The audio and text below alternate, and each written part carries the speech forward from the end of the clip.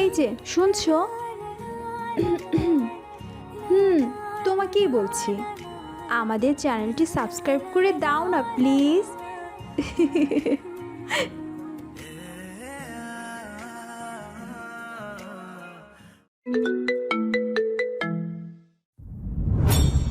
তোর ওই ঝংধরা মুখটা নিয়ে প্রতিদিন আমার চোখের সামনে ঘুরঘুর করিস কেন তুই?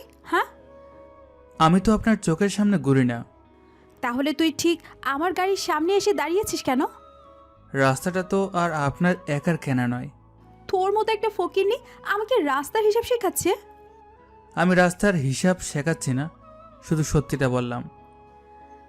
সত্যিটা হলো তুই ইচ্ছে করে আমার গাড়ির নিচে পড়তে চেয়েছিস। আমি কেন আপনার গাড়ির নিচে পড়তে যাব? ক্ষতিপূরণের টাকা হাতানোর জন্য। তোদের মতো বস্তির ছেলেদের এটাই তো ধান্দা। আমার কোনো টাকার দরকার নেই। টাকার দরকার নেই? তোর শার্টের তো বোতাম ছেঁড়া, তুই কথা বলছিস বড়লোকদের মতো। ছেঁড়া শার্ট পরলে কেউ ছোট হয়ে যায় না।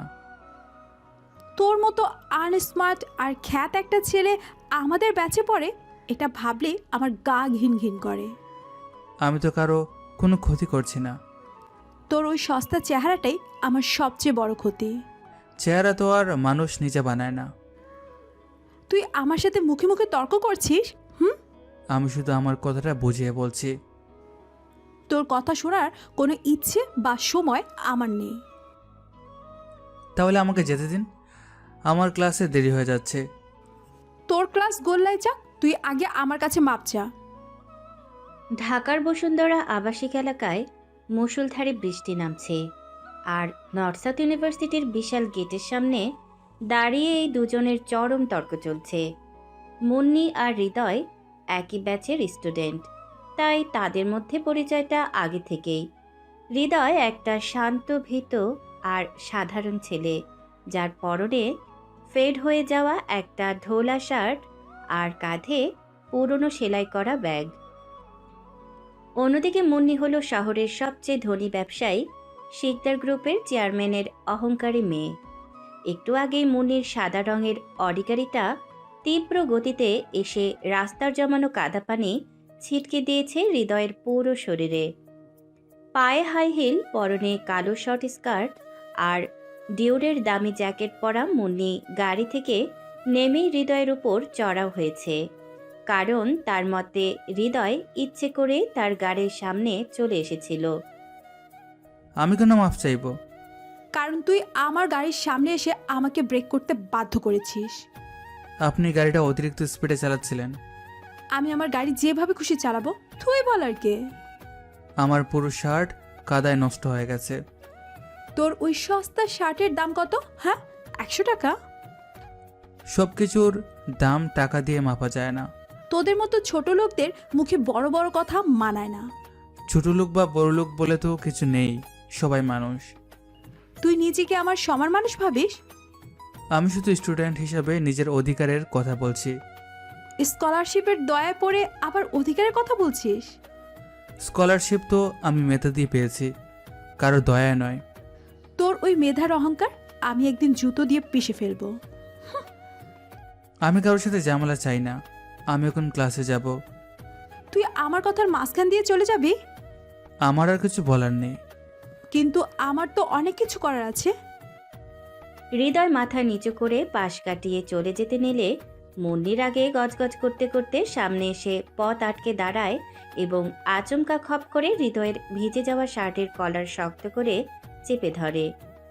এমন হ্যাচকা টানে হৃদয়ের মোটা ফ্রেমের চশমাটা খুলে কাদার মধ্যে পড়ে যায়। তোর ওই মরা চোখ দুটো তুলে আমার দিকে তাকা। কলাটা ছেড়ে দিন। তাকা আমার দিকে। যে ছেলেটা ইউনিভার্সিটিতে সারাক্ষণ মাথা নিচু করে থাকে, সে হঠাৎ চোখ তুলে তাকায় মুন্নির দিকে। হৃদয়ের চোখে এখন আর কোনো ভয় বা জড়তা নেই, বরং একটা শিকারীর মতো ঠান্ডা, তীক্ষ্ণ আর ভয়ঙ্কর দৃষ্টি। মুন্নি সেই দৃষ্টি দেখে এক মুহূর্তের জন্য থমকে যায়। তোর ওই চোখ দুটো আমি। মুন্নি কথাটা শেষ করার আগেই বৃষ্টির কাদায় তার হাই হিল পিছলে যায়। ছিটকে মাটিতে পড়ে যাওয়ার ঠিক আগের মুহূর্তে হৃদয় তার ডান হাত দিয়ে মুন্নির সরু কোমর শক্ত করে জড়িয়ে ধরে। মুন্নির শর্ট জ্যাকেটের নিচে উন্মুক্ত পেটে হৃদয়ের শক্ত হাতের ঠান্ডা স্পর্শ লাগে। মুন্নির শ্বাস আটকে আসে, শরীরে একটা অদ্ভুত শিহরণ খেলে যায়। তুই পরে যাচ্ছিলেন? ছাড়ো আমাকে। আপনার হিল কাদায় আটকে আছে, পরে যাবেন। আমি দাঁড়াতে পারবো, তোমার নোংরা হাত ছড়াও। শিওর? হ্যাঁ শিওর।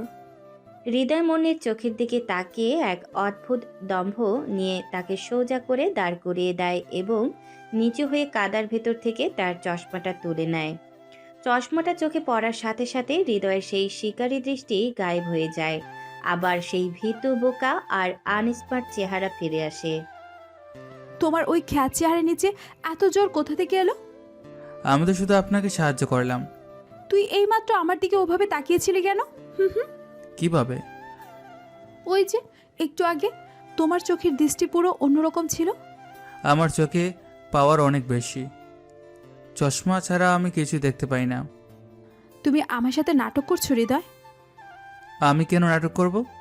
আমার তো মনে হচ্ছে তুমি ইচ্ছে করে আমাকে ছুঁয়েছো। বিশ্বাস করুন, আমি ওরকম কিছু ভাবিনি। তোমাদের মতো ছেলেদের আমি খুব ভালো করে চিনি, সুযোগ পেলে গায়ে হাত দেওয়ার ধান্দা। আমি কি এখন যেতে পারি? যাও, কিন্তু এরপর যদি আমার চোখের সামনে পড়েছো, তোমার ওই মেধা আমি ঘাট থেকে নামিয়ে দেব। আর কখনো এমন হবে না। হৃদয় মাথা নিচু করে তার পুরনো ব্যাগটা ঠিক করে নিয়ে গেটের দিকে হাঁটতে শুরু করে। মুন্নি স্তব্ধ হয়ে দাঁড়িয়ে থাকে। ছেলেটার পেটে স্পর্শ করার সময় হাতের ওই অদ্ভুত জোর আর সেই ঠান্ডা দৃষ্টিটা সে কোনোভাবেই মেলাতে পারছে না। এরপর সারাদিন ক্লাস শেষ করে ইউনিভার্সিটি থেকে বের হতে হতে হৃদয়ের বিকেল গড়িয়ে সন্ধ্যা হয়ে যায়। আকাশের মেঘ এখনো কাটেনি। গুড়ি গুড়ি বৃষ্টি পড়ছে ঢাকার ব্যস্ত রাস্তায়। হৃদয় বাসে না উঠে সোজা হাঁটতে থাকে কুড়িল ফ্লাইওভারের নিচের অন্ধকার রাস্তা ধরে, যেখানে সাধারণ মানুষের আনাগোনা খুব কম। সে তার ভাঙাচোরা ল্যাপটপের ব্যাগের ভেতর থেকে একটা স্যাটেলাইট ফোন বের করে। ফোনের স্ক্রিনে কোনো নাম্বার নেই, শুধু একটা লাল রঙের সিগন্যাল জ্বলছে আর নিচ্ছে। হৃদয় ফোনটা কানে লাগাতেই ওপাশ থেকে লাইন কানেক্ট হয়। ওপাশে থাকা লোকটি হলো ডিজিএফআই এর গোপন এজেন্ট মেজর তারেক। লোকটার বয়স 40-এর কাছাকাছি, অত্যন্ত দ্রুত, ছিপছিপে গড়ন আর সবসময় একটা সন্দেহজনক দৃষ্টি নিয়ে থাকে। তার কাজ হলো দেশের ভেতরের বড় বড় সাইবার ক্রাইমগুলো কন্ট্রোল করা। ফ্যান্টম, বলুন। তুমি এতক্ষণ অফলাইনে ছিলে কেন? আমি আমার ব্যক্তিগত কাজে একটু ব্যস্ত ছিলাম। তোমার কোনো ব্যক্তিগত কাজ থাকতে পারে না, কেন থাকতে পারে না? কারণ আমাদের ডিল অনুযায়ী তুমি 24 ঘন্টা আমাদের সার্ভেলেন্সে থাকবে। আমি কারো সার্ভিলেন্সে থাকি না মেজর। তুমি কি ভুলে গেছো যে আমরা তোমাকে এই প্রজেক্টের জন্য হায়ার করেছি? আমি আপনাদের হায়ার করা কোনো কুকুর নই। মুখ সামলে কথা বলো ফ্যান্টম। আমি সবসময় মেপেই কথা বলি। তাহলে আরমান শিকদারের ইলিগাল আর্মস শিপমেন্টের খবর কত দূর? কাল রাতের ভেতরে সব ডেটা পেয়ে যাবেন। তুমি কি শিওর যে ডেটাগুলো আসল? ফ্যান্টম কখনো ফেক ডেটা নিয়ে খেলে না।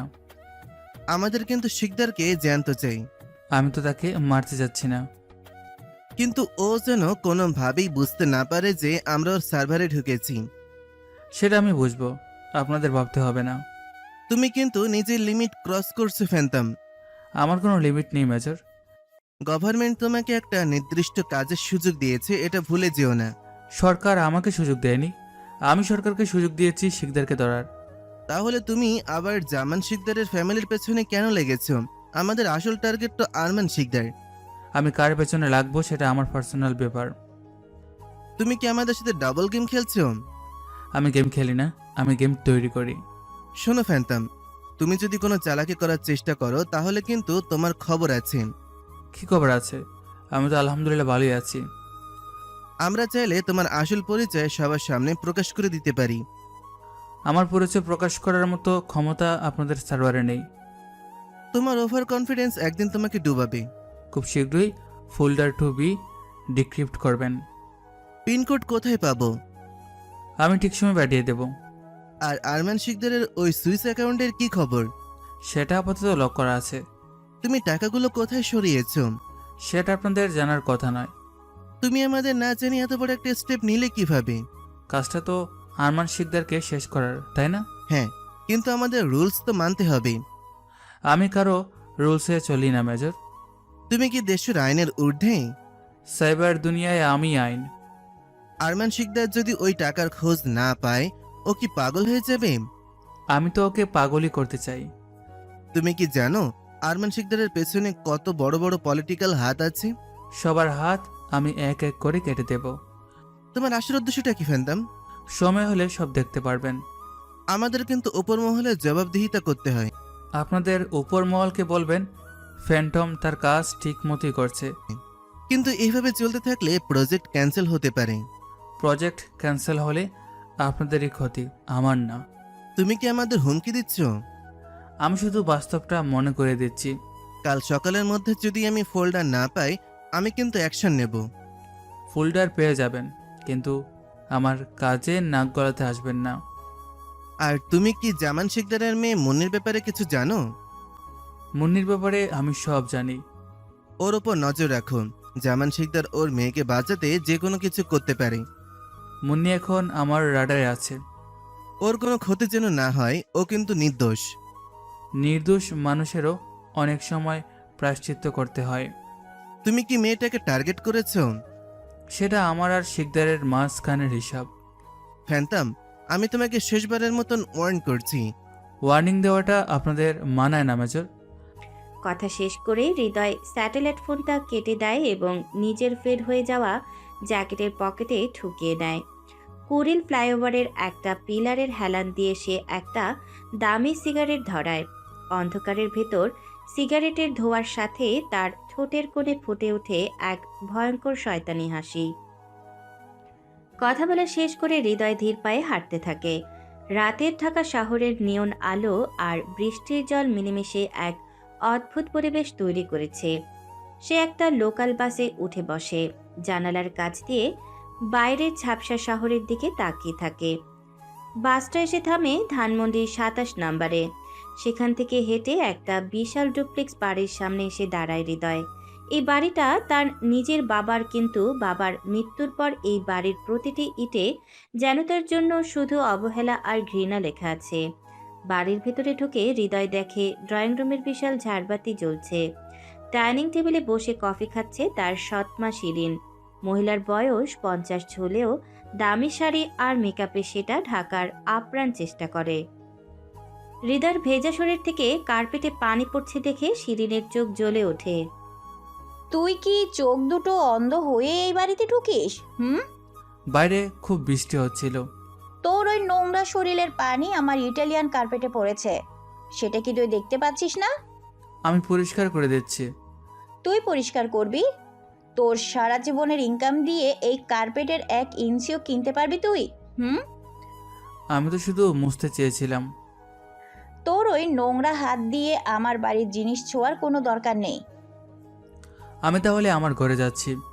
দাঁড়া ওখানে, আগে আমার কথার জবাব দে। কি কথা? গত মাসের কারেন্টের বিলটা জমা দিসনি কেন হারামজাদা? আমি তো বিলের টাকাটা অয়নকে দিয়েছিলাম। তুই আমার ছেলের নামে মিথ্যা কথা বলছিস। আমি মিথ্যা বলছি না।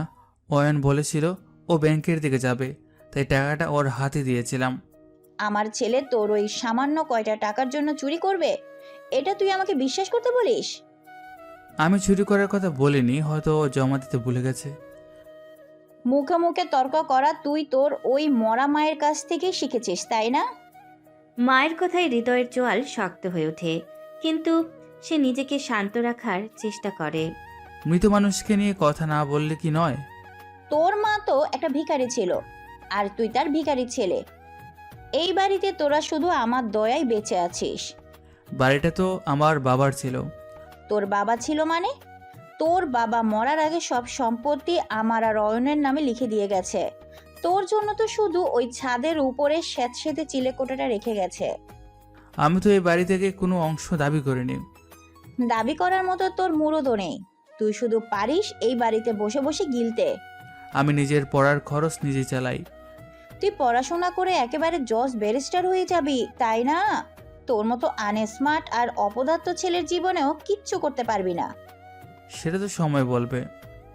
তোর এই বড় বড় কথা শুনলে না আমার গা জ্বলে যায়। তুই একদম তোর ওই ঘাততেরা বাপের মতো হয়েছিস।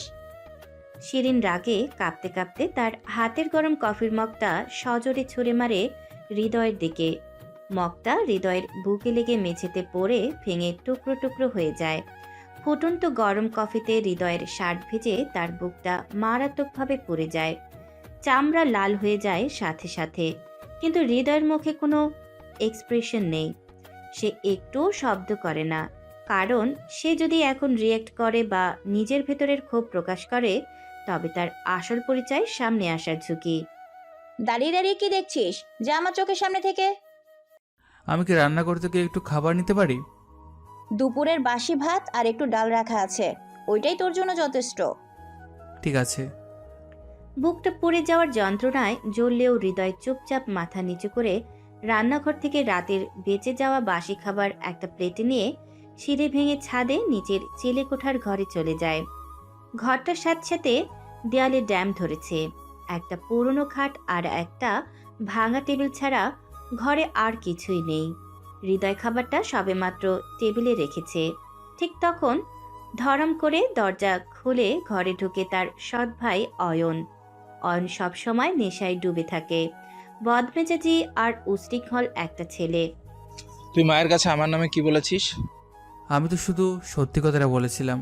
তুই নাকি আমার মাকে বলেছিস যে তুই কারেন্টের বিলের টাকা আমাকে দিয়েছিস। আমি তো তোকেই দিয়েছিলাম অয়ন। আমি তোর টাকা দিয়ে বন্ধুদের সাথে পার্টি করেছি, তাতে তোর বাপের কি? ওই টাকাটা আমি টিউশন করে জমিয়েছিলাম। তোর ওই ফকিনি মার্কা টিউশনের টাকা দিয়ে আমি মদ খেয়েছি, তোর কোনো সমস্যা আছে? আমি তো তোকে কিছু বলিনি। কিন্তু তুই মায়ের কাছে আমার নামে বিচার দিয়েছিস কোন সাহসে? মা জানতে চাইলেও তাই বললাম। তোর এই জংধারা মুখটা আমি আজ ভেঙে দেবো। অয়ন রাগে গজগজ করতে করতে টেবিলের উপরে রাখা হৃদয়ের পুরনো ল্যাপটপটার দিকে তাকায়। তুই সারাদিন এই ল্যাপটপের দিকে তাকিয়ে কি করিস রে? আমার পড়াশোনার কাজ করি। তোর মতো খ্যাত ছেলের আবার পড়াশোনা? অয়ন পাতলে সজোরে একটা লাথি মারে ল্যাপটপটার ওপর।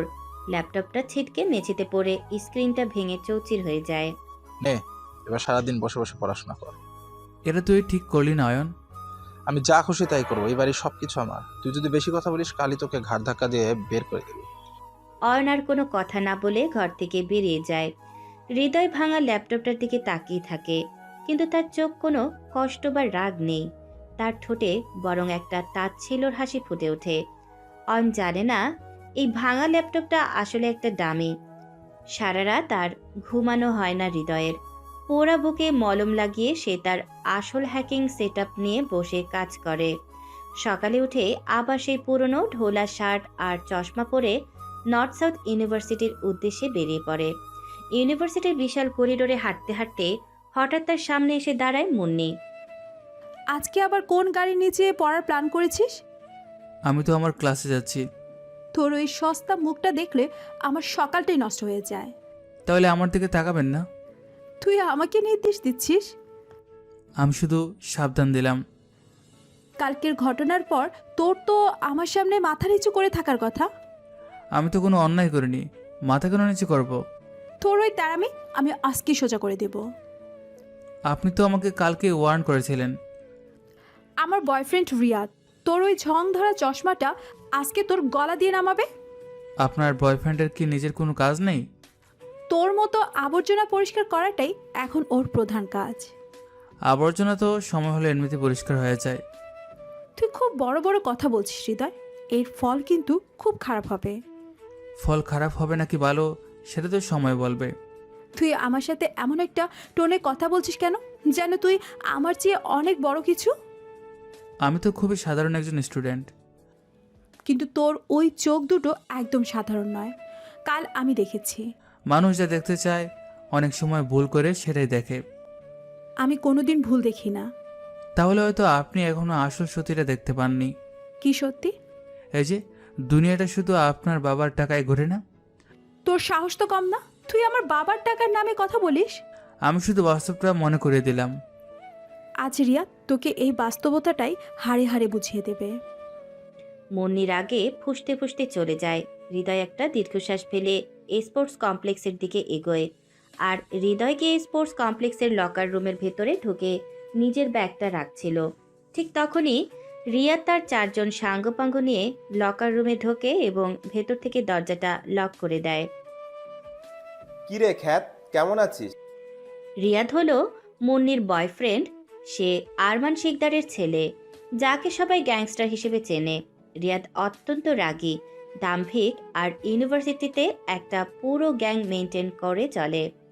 আমি তো ভালোই আছি। কাল থেকে তোর ভালো থাকাটা চিরতরে শেষ হয়ে গেছে, কেন?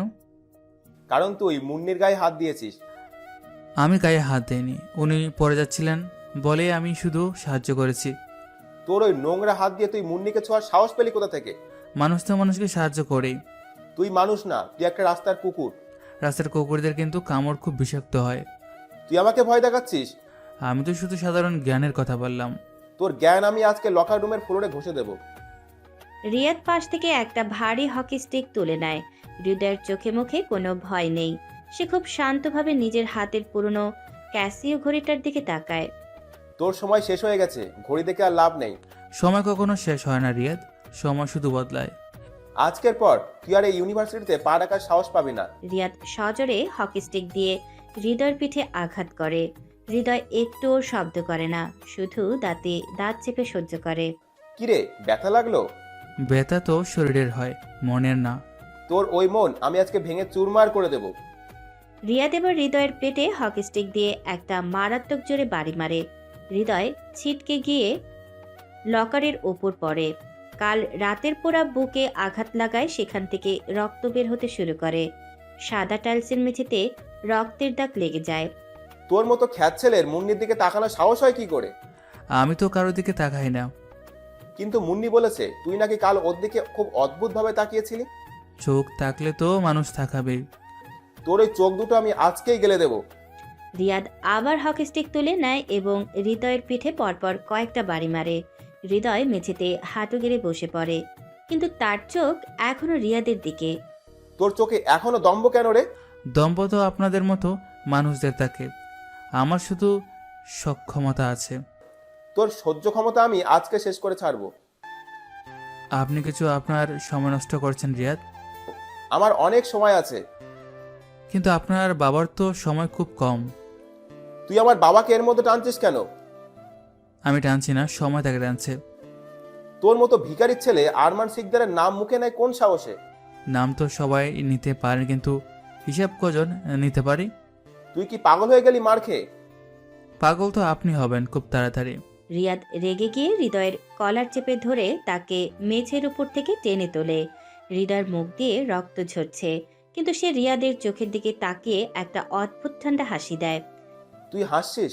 হাসবো না তো কি করব? আপনাদের এই ছোট ছোট রাগগুলো দেখলে আমার খুব হাসি পায়। আমি তোকে খুন করে ফেলবো। খুন তো আপনার বাবাও করেছিল, কিন্তু সেটার ফল কি ভালো হয়েছে? তুই আমার বাবার নামে আজে বাজে কথা বললে আমি তো জিভ কেটে নেব। আমার জিভ কাটার আগে আপনার বাবার সাম্রাজ্য বাঁচানোর কথা ভাবুন। তোর মতো মশা মারার জন্য আমার বাবা পর্যন্ত যাওয়ার দরকার নেই। রিয়াদ হৃদয়কে সজোরে ধাক্কা দিয়ে লকারের ওপর ফেলে দেয়। হৃদয় আবার ঘড়ির দিকে তাকায়। টিক টিক করে সেকেন্ডের কাঁটা ঘুরছে। Time is taking Riyad. তোর টাইম আমি আজকে স্টপ করে দিলাম। আমার সময় তো মাত্র শুরু হলো। আর একটা কথা বললে তোর মাথা আমি এই হকি স্টিক দিয়ে ফাটিয়ে দেব। আপনি তো আমাকে মারলেন, এবার কি আপনার রাগ কমলো? আমার রাগ কমবে যেদিন তুই এই ইউনিভার্সিটি থেকে চিরতলে চলে যাবি। আমি তো কোথাও যাব না, এখানেই থাকবো। তাহলে প্রতিদিন তোকে এই লকার রুমেই মরতে হবে। মৃত্যুকে যে ভয় পায় না, তাকে আপনি কি দিয়ে ভয় দেখাবেন রিয়াদ? তোর এই ডায়লগ মার আমি বের করে দিচ্ছি। রিয়াদ হকি স্টিকটা উঁচু করে হৃদয়ের মাথায় মারতে যাবে, ঠিক তখনই লকার রুমের বাইরে থেকে কেউ জোরে ধাক্কা দেয়। রিয়াদের এক সাঙ্গপাঙ্গ গিয়ে দরজাটা একটু ফাঁক করে। বাইরে মুন্নি দাঁড়িয়ে আছে। রিয়াদ, দরজা খোলো। মুন্নি, তুমি এখানে কেন? তুই ওকে মারছিস কেন? মুন্নি, তুমি এখানে কেন? ও কালকে তোর গায়ে হাত দিয়েছে, আমি ওকে শিক্ষা দিচ্ছি। শিক্ষা দেওয়া হয়ে গেছে, এবার ওকে ছাড়। আমি ওকে আর ছাড়বো না মুন্নি। আমি বলছি ওকে ছেড়ে দে রিয়াদ, এটা ইউনিভার্সিটি। পুলিশ কেস হয়ে গেলে তোর বাবার বদনাম হবে। আমার বাবার পুলিশ নিয়ে কোনো ভয় নেই। কিন্তু আমার তো আছে। তুই দরজা খোল। রিয়াদ বিরক্ত হয়ে হকি স্টিকটা নিচে ফেলে দেয়। মুন্নি লকার রুমে ঢুকে দেখে হৃদয় রক্তাক্ত অবস্থায় ফ্লোরে বসে আছে। তার ঢোলা শার্টটা রক্তে ভিজে গেছে। মুন্নির বুকে হঠাৎ করেই একটা অদ্ভুত ধাক্কা লাগে, কারণ ছেলেটার চোখে এখনো কোনো কান্না বা ভয়ের ছাপ নেই। তুই কি মরে যেতে চাস? আমি তো বেঁচে থাকার জন্যই লড়াই করছি। তোর এই বড় বড় কথার জন্য তোর এই অবস্থা। অবস্থা তো আজ আমার খারাপ, কাল হয়তো অন্য কারো খারাপ হবে। তুই এখনো আমাকে জ্ঞান দিচ্ছিস? আমি তো জ্ঞান দিচ্ছি না, আমি সত্যিটা বলছি। তোর এই সত্যি একদিন তোকে কবরে পাঠাবে। কবরে তো সবাইকে একদিন যেতেই হবে। রিয়াদ, তুই আয় এখান থেকে। এই খ্যাটটার সাথে কথা বলাও পাপ। আজকের মতো বেঁচে গেলি তুই, কিন্তু এরপর যদি মুন্নির আশেপাশে দেখেছি, আমি তোকে জ্যান্ত পুঁতে ফেলবো। আমি তো কারো আশেপাশে যাই না, সবাই আমার আশেপাশে চলে আসে। তুই আবার মুখে মুখে তর্ক করছিস। রিয়াদ বাদ দে, ও তো একটা রাস্তার ভিখারি। চল এখান থেকে। রিয়াদ আর মুন্নি লকার রুম থেকে বেরিয়ে যায়। হৃদয় একা পড়ে থাকে সেই রক্তমাখা মেঝেতে। সে খুব ধীরে সুস্থে উঠে দাঁড়ায়। নিজের চশমাটা পকেট থেকে বের করে চোখে পড়ে। তার ঠোঁটের কোণে একটা ভয়ঙ্কর শয়তানি হাসি ফুটে ওঠে। সে নিজের ঘড়ির দিকে তাকিয়ে বিড়বিড় করে বলে, খেলা তো সবে শুরু রিয়াদ, তোদের এই অহংকার আমি তোদের বাবার রক্ত দিয়ে ধুয়ে দেব। লকার রুমের এই ভয়াবহ মারধরের পর অনেকটা সময় পেরিয়ে গেছে। রাত এখন 2টো বাজে। ঢাকা শহরের ব্যস্ত কোলাহল থেমে গিয়ে চারদিক একদম নিস্তব্ধ। বাইরে কেবল একটানা বৃষ্টির শব্দ। ধানমন্ডে সেই ডুপ্লেক্স বাড়ির চিলেকোঠার ড্যাম ধরা অন্ধকার ঘরে একটা পুরনো বিছানার উপর রক্তাক্ত অবস্থায় শুয়ে আছে হৃদয়। তার সারা গায়ে রিয়াদের হকি স্টিকের কালশিটে দাগ। ঠোঁট কেটে রক্ত জমাট বেঁধে আছে। হৃদয় খুব ধীরে সুস্থে বিছানা থেকে উঠে দাঁড়ায়। শরীরে প্রচণ্ড ব্যথা থাকলেও তার চোখে মুখে কোনো কষ্টের ছাপ নেই। মেঝের ওপর অয়নের ভেঙে দেওয়া ল্যাপটপটা পড়ে আছে। সে পা দিয়ে সেটাকে একপাশে সরিয়ে দেয়। ওই সস্তা ল্যাপটপটা শুধুই একটা দামি ছিল, বাড়ির মানুষদের ধোঁকা দেওয়ার জন্য। হৃদয় তার পুরনো কাঠের খাটটা এক হাতে ধাক্কা দিয়ে একটু সরিয়ে দেয়। খাটের নিচের ফ্লোরে একটা কার্পেট বিছানো। সেটা সরাতেই একটা মেটালের স্লাইডিং ডোর বেরিয়ে আসে। দরজার ফিঙ্গারপ্রিন্ট প্যানেলে হৃদয় তার ডান হাতের বুড়ো আঙুল ছোঁয়াতেই একটা যান্ত্রিক শব্দ করে দরজাটা খুলে যায়। মাটির নিচে সেই গোপন প্রকোষ্ঠ থেকে ধীরে ধীরে উপরে উঠে আসে 3টি মাল্টি স্ক্রিন যুক্ত হাই অ্যান্ড হ্যাকিং সেটআপ এবং শক্তিশালী স্যাটেলাইট রিসিভার। মুহূর্তের মধ্যে চিলেকোঠার স্যাঁতস্যাঁতে ঘরটা একটা অত্যাধুনিক সাইবার কন্ট্রোল রুমে পরিণত হয়। হৃদয় তার রক্তাক্ত শার্টটা খুলে ফেলে এবং একটা কালো রঙের হাইটেক হেডফোন কানে পরে নেয়। স্ক্রিনগুলো এক এক করে জ্বলে ওঠে আর পুরো ঘরে একটা নীলচে আলো ছড়িয়ে পড়ে এবং তার সিস্টেম কথা বলতে শুরু করে। Welcome back Phantom. আমার সিকিউরিটি প্রোটোকলগুলো চেক করো। সবগুলো ভিপিএন লেয়ার অ্যাক্টিভ আছে। আপনার আইপি অ্যাড্রেস এই মুহূর্তে আইসল্যান্ডের একটা ডামি সার্ভারে বাউন্ড করছে। ক্রিপ্টো ওয়ালেটের কী অবস্থা? আপনার 7টি ডার্ক ওয়েব ওয়ালেটে মোট ব্যালেন্স এখন $3 বিলিয়ন। ফান্ড সম্পূর্ণ সুরক্ষিত। গুড, এবার প্রজেক্ট রিভেঞ্জ ইনিশিয়েট করো। টার্গেট কনফার্ম করুন। রিয়াদের বাবা আরমান শিকদারের front company Shikdar shipping corporation. Searching target locked. কোম্পানির মেইন সার্ভারে কানেক্ট করার চেষ্টা করা হচ্ছে। ওদের প্রাইমারি ফায়ারওয়াল বাইপাস করো। Bypassing warning. সার্ভারে 256 বিট এনক্রিপশন ফিল্ড লাগানো আছে। Access denied. অটোমেটেড বাইপাস বন্ধ করো। ম্যানুয়াল কন্ট্রোল প্যানেল অন করো। ম্যানুয়াল কন্ট্রোল ট্রান্সফার করা হলো। হৃদয়ের আঙুলগুলো কিবোর্ডের উপর ঝড়ের বেগে চলতে শুরু করে। স্ক্রিনের পর স্ক্রিন সবুজ রঙের কোডিং চোখের পলকের নিচে নেমে যাচ্ছে। যে ছেলেটা সারাদিন বোকা আর আনস্মার্ট সেজে থাকে, সে এখন সাইবার দুনিয়ার একজন অপ্রতিরোধ্য দানব। আমি গত সপ্তাহে ওদের সার্ভারে যে ট্রোজান হর্স পোস্ট করেছিলাম সেটা রান করো। পোর্ট 8080 এখন ওপেন। এবার এদের হিডেন ডেটাবেসে ঢুকো। Access granted. আপনি এখন আরমান শিকদারের মেইন সার্ভারের ভেতরে আছেন। ওদের চট্টগ্রাম পোর্টে আসার অপেক্ষায় থাকা ইলিগ্যাল আর্মস শিপমেন্টের পুরো ব্লু প্রিন্টটা বের করো। ডেটা এক্সাক্ট করা হচ্ছে 50%, 100%, ফাইল রেডি। ফাইলের সাথে আরমান শিকদারের সব অবৈধ অফশোর ব্যাংক অ্যাকাউন্টের ডিটেলস অ্যাটাচ করো। ফাইল অ্যাটাচ করা হয়েছে। এবার এই পুরো ডেটাবেসটা ঢাকা ডিবি পুলিশের চিফ এবং ডিজিএফআই হেডকোয়ার্টার্সের অফিসিয়াল ইমেলে সেন্ড করে দাও। সেন্ডিং। File send successfully. কোনো ডিজিটাল ফুটপ্রিন্ট রাখা হয়নি। এবার আসল খেলাটা শুরু করা যাক। নেক্সট কমান্ড দিন। ঢাকা স্টক এক্সচেঞ্জের লাইভ সার্ভারে কানেক্ট করো। ওয়ার্নিং, এটি একটি হাই সিকিউরিটি গভর্নমেন্ট সার্ভার। আমার ডেমিশিয়ার ডাম্পড কিপটা ইনজেক্ট করো। Script injected.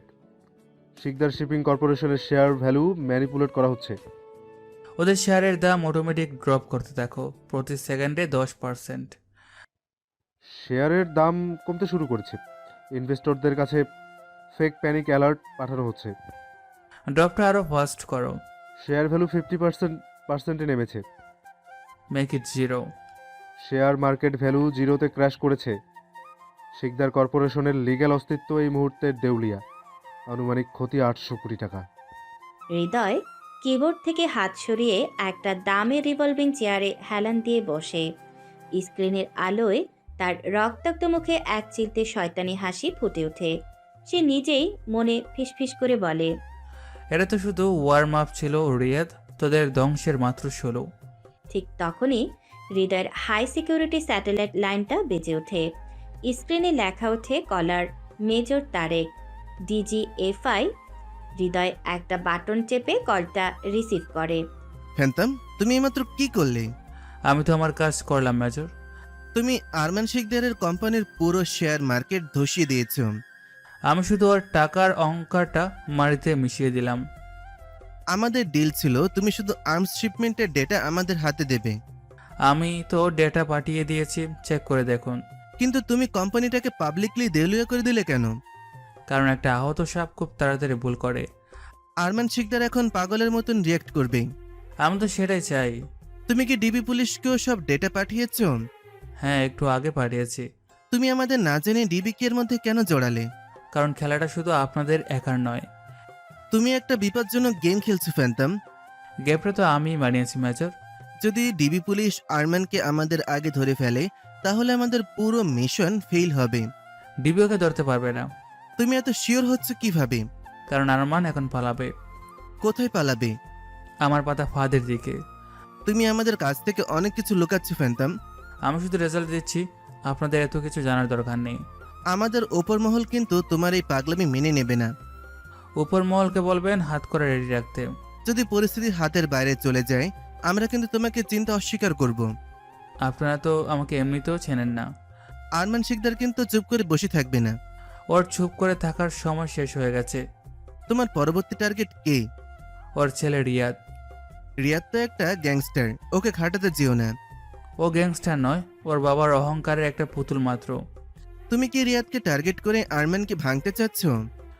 রিয়াদ আজ আমার গায়ে হাত তুলেছে মেজর। তুমি পার্সোনাল রিভেঞ্জ আর প্রফেশনাল কাজ একসাথে মিলিয়ে ফেলছো। আমার কাছে দুটি সমান। দেখো ফ্যান্টম, এই মিশনে যে কোনো সিভিলিয়ানের গায়ে যেন আঁচড় না লাগে। আমার যুদ্ধে কোনো সিভিলিয়ন নেই, সব অপরাধী। আমি তোমাকে শেষবারের মতন ওয়ার্ন করছি। মেজর তারেক আর কোনো কথা বলার আগে হৃদয় লাইনটা ডিসকানেক্ট করে দেয়। সে হেডফোনটা খুলে টেবিলের উপর রাখে এবং তার প্যানেলের দিকে তীক্ষ্ণ দৃষ্টিতে তাকায়। রাতের এই শ্বাসরুদ্ধকর হ্যাকিংয়ের পর সকালের ঝলমলে আলো ফোটে ঢাকা শহরে। গুলশানের এক নামি দামি বুটিক শপে বন্ধুদের সাথে শপিং করতে এসেছে মুন্নি।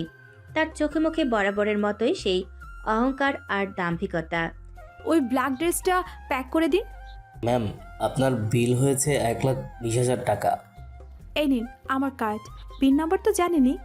ম্যানেজার কার্ডটা সোয়াইপ মেশিনে পাঞ্চ করার পর কিছুক্ষণ স্ক্রিনের দিকে তাকিয়ে থেকে ইতস্তত করতে থাকে।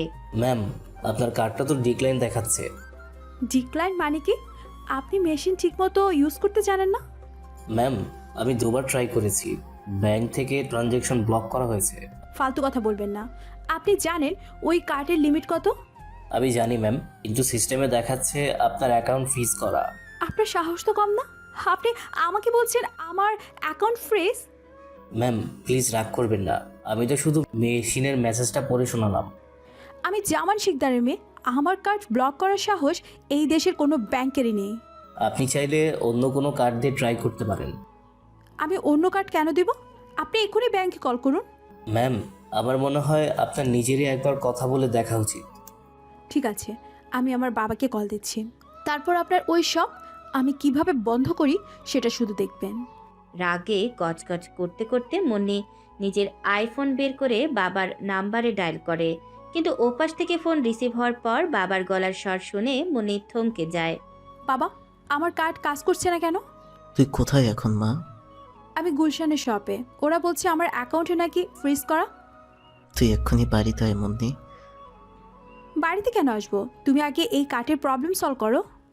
আমার কথা শোন মা, তুই কিছু না কিনে সোজা বাড়িতে চলে আয়। কি বলছো তুমি এসব? আমার বন্ধুরা আমার দিকে তাকিয়ে আছে। তোর বন্ধুদের বল তুই পরে শপিং করবি, পরিস্থিতি খুব খারাপ। পরিস্থিতি খারাপ মানে কি হয়েছে বাবা? তুই আগে বাসায় আয়, ফোনে এসব বলা যাবে না। বাবার কাঁপা কাঁপা গলা শুনে মুন্নির বুকের ভেতরটা হঠাৎ করে ছ্যাদ করে ওঠে। সে বুটিক শপ থেকে বেরিয়ে নিজের অডি গাড়িটা চালিয়ে সোজা গুলশান 2 নম্বরে তাদের বিলাসবহুল বাড়িতে এসে পৌঁছায়। ড্রয়িং রুমে ঢুকে সে দেখে তার বাবা জামান শিকদার মাথায় হাত দিয়ে সোফায় বসে আছেন, আর কয়েকজন লোক ল্যাপটপ নিয়ে ব্যস্ত। বাবা, কি হয়েছে আমাকে বলবে এবার? আমাদের সব শেষ হয়ে গেছে মুন্নি। সব শেষ হয়ে গেছে মানে? তুমি কি মজা করছো আমার সাথে?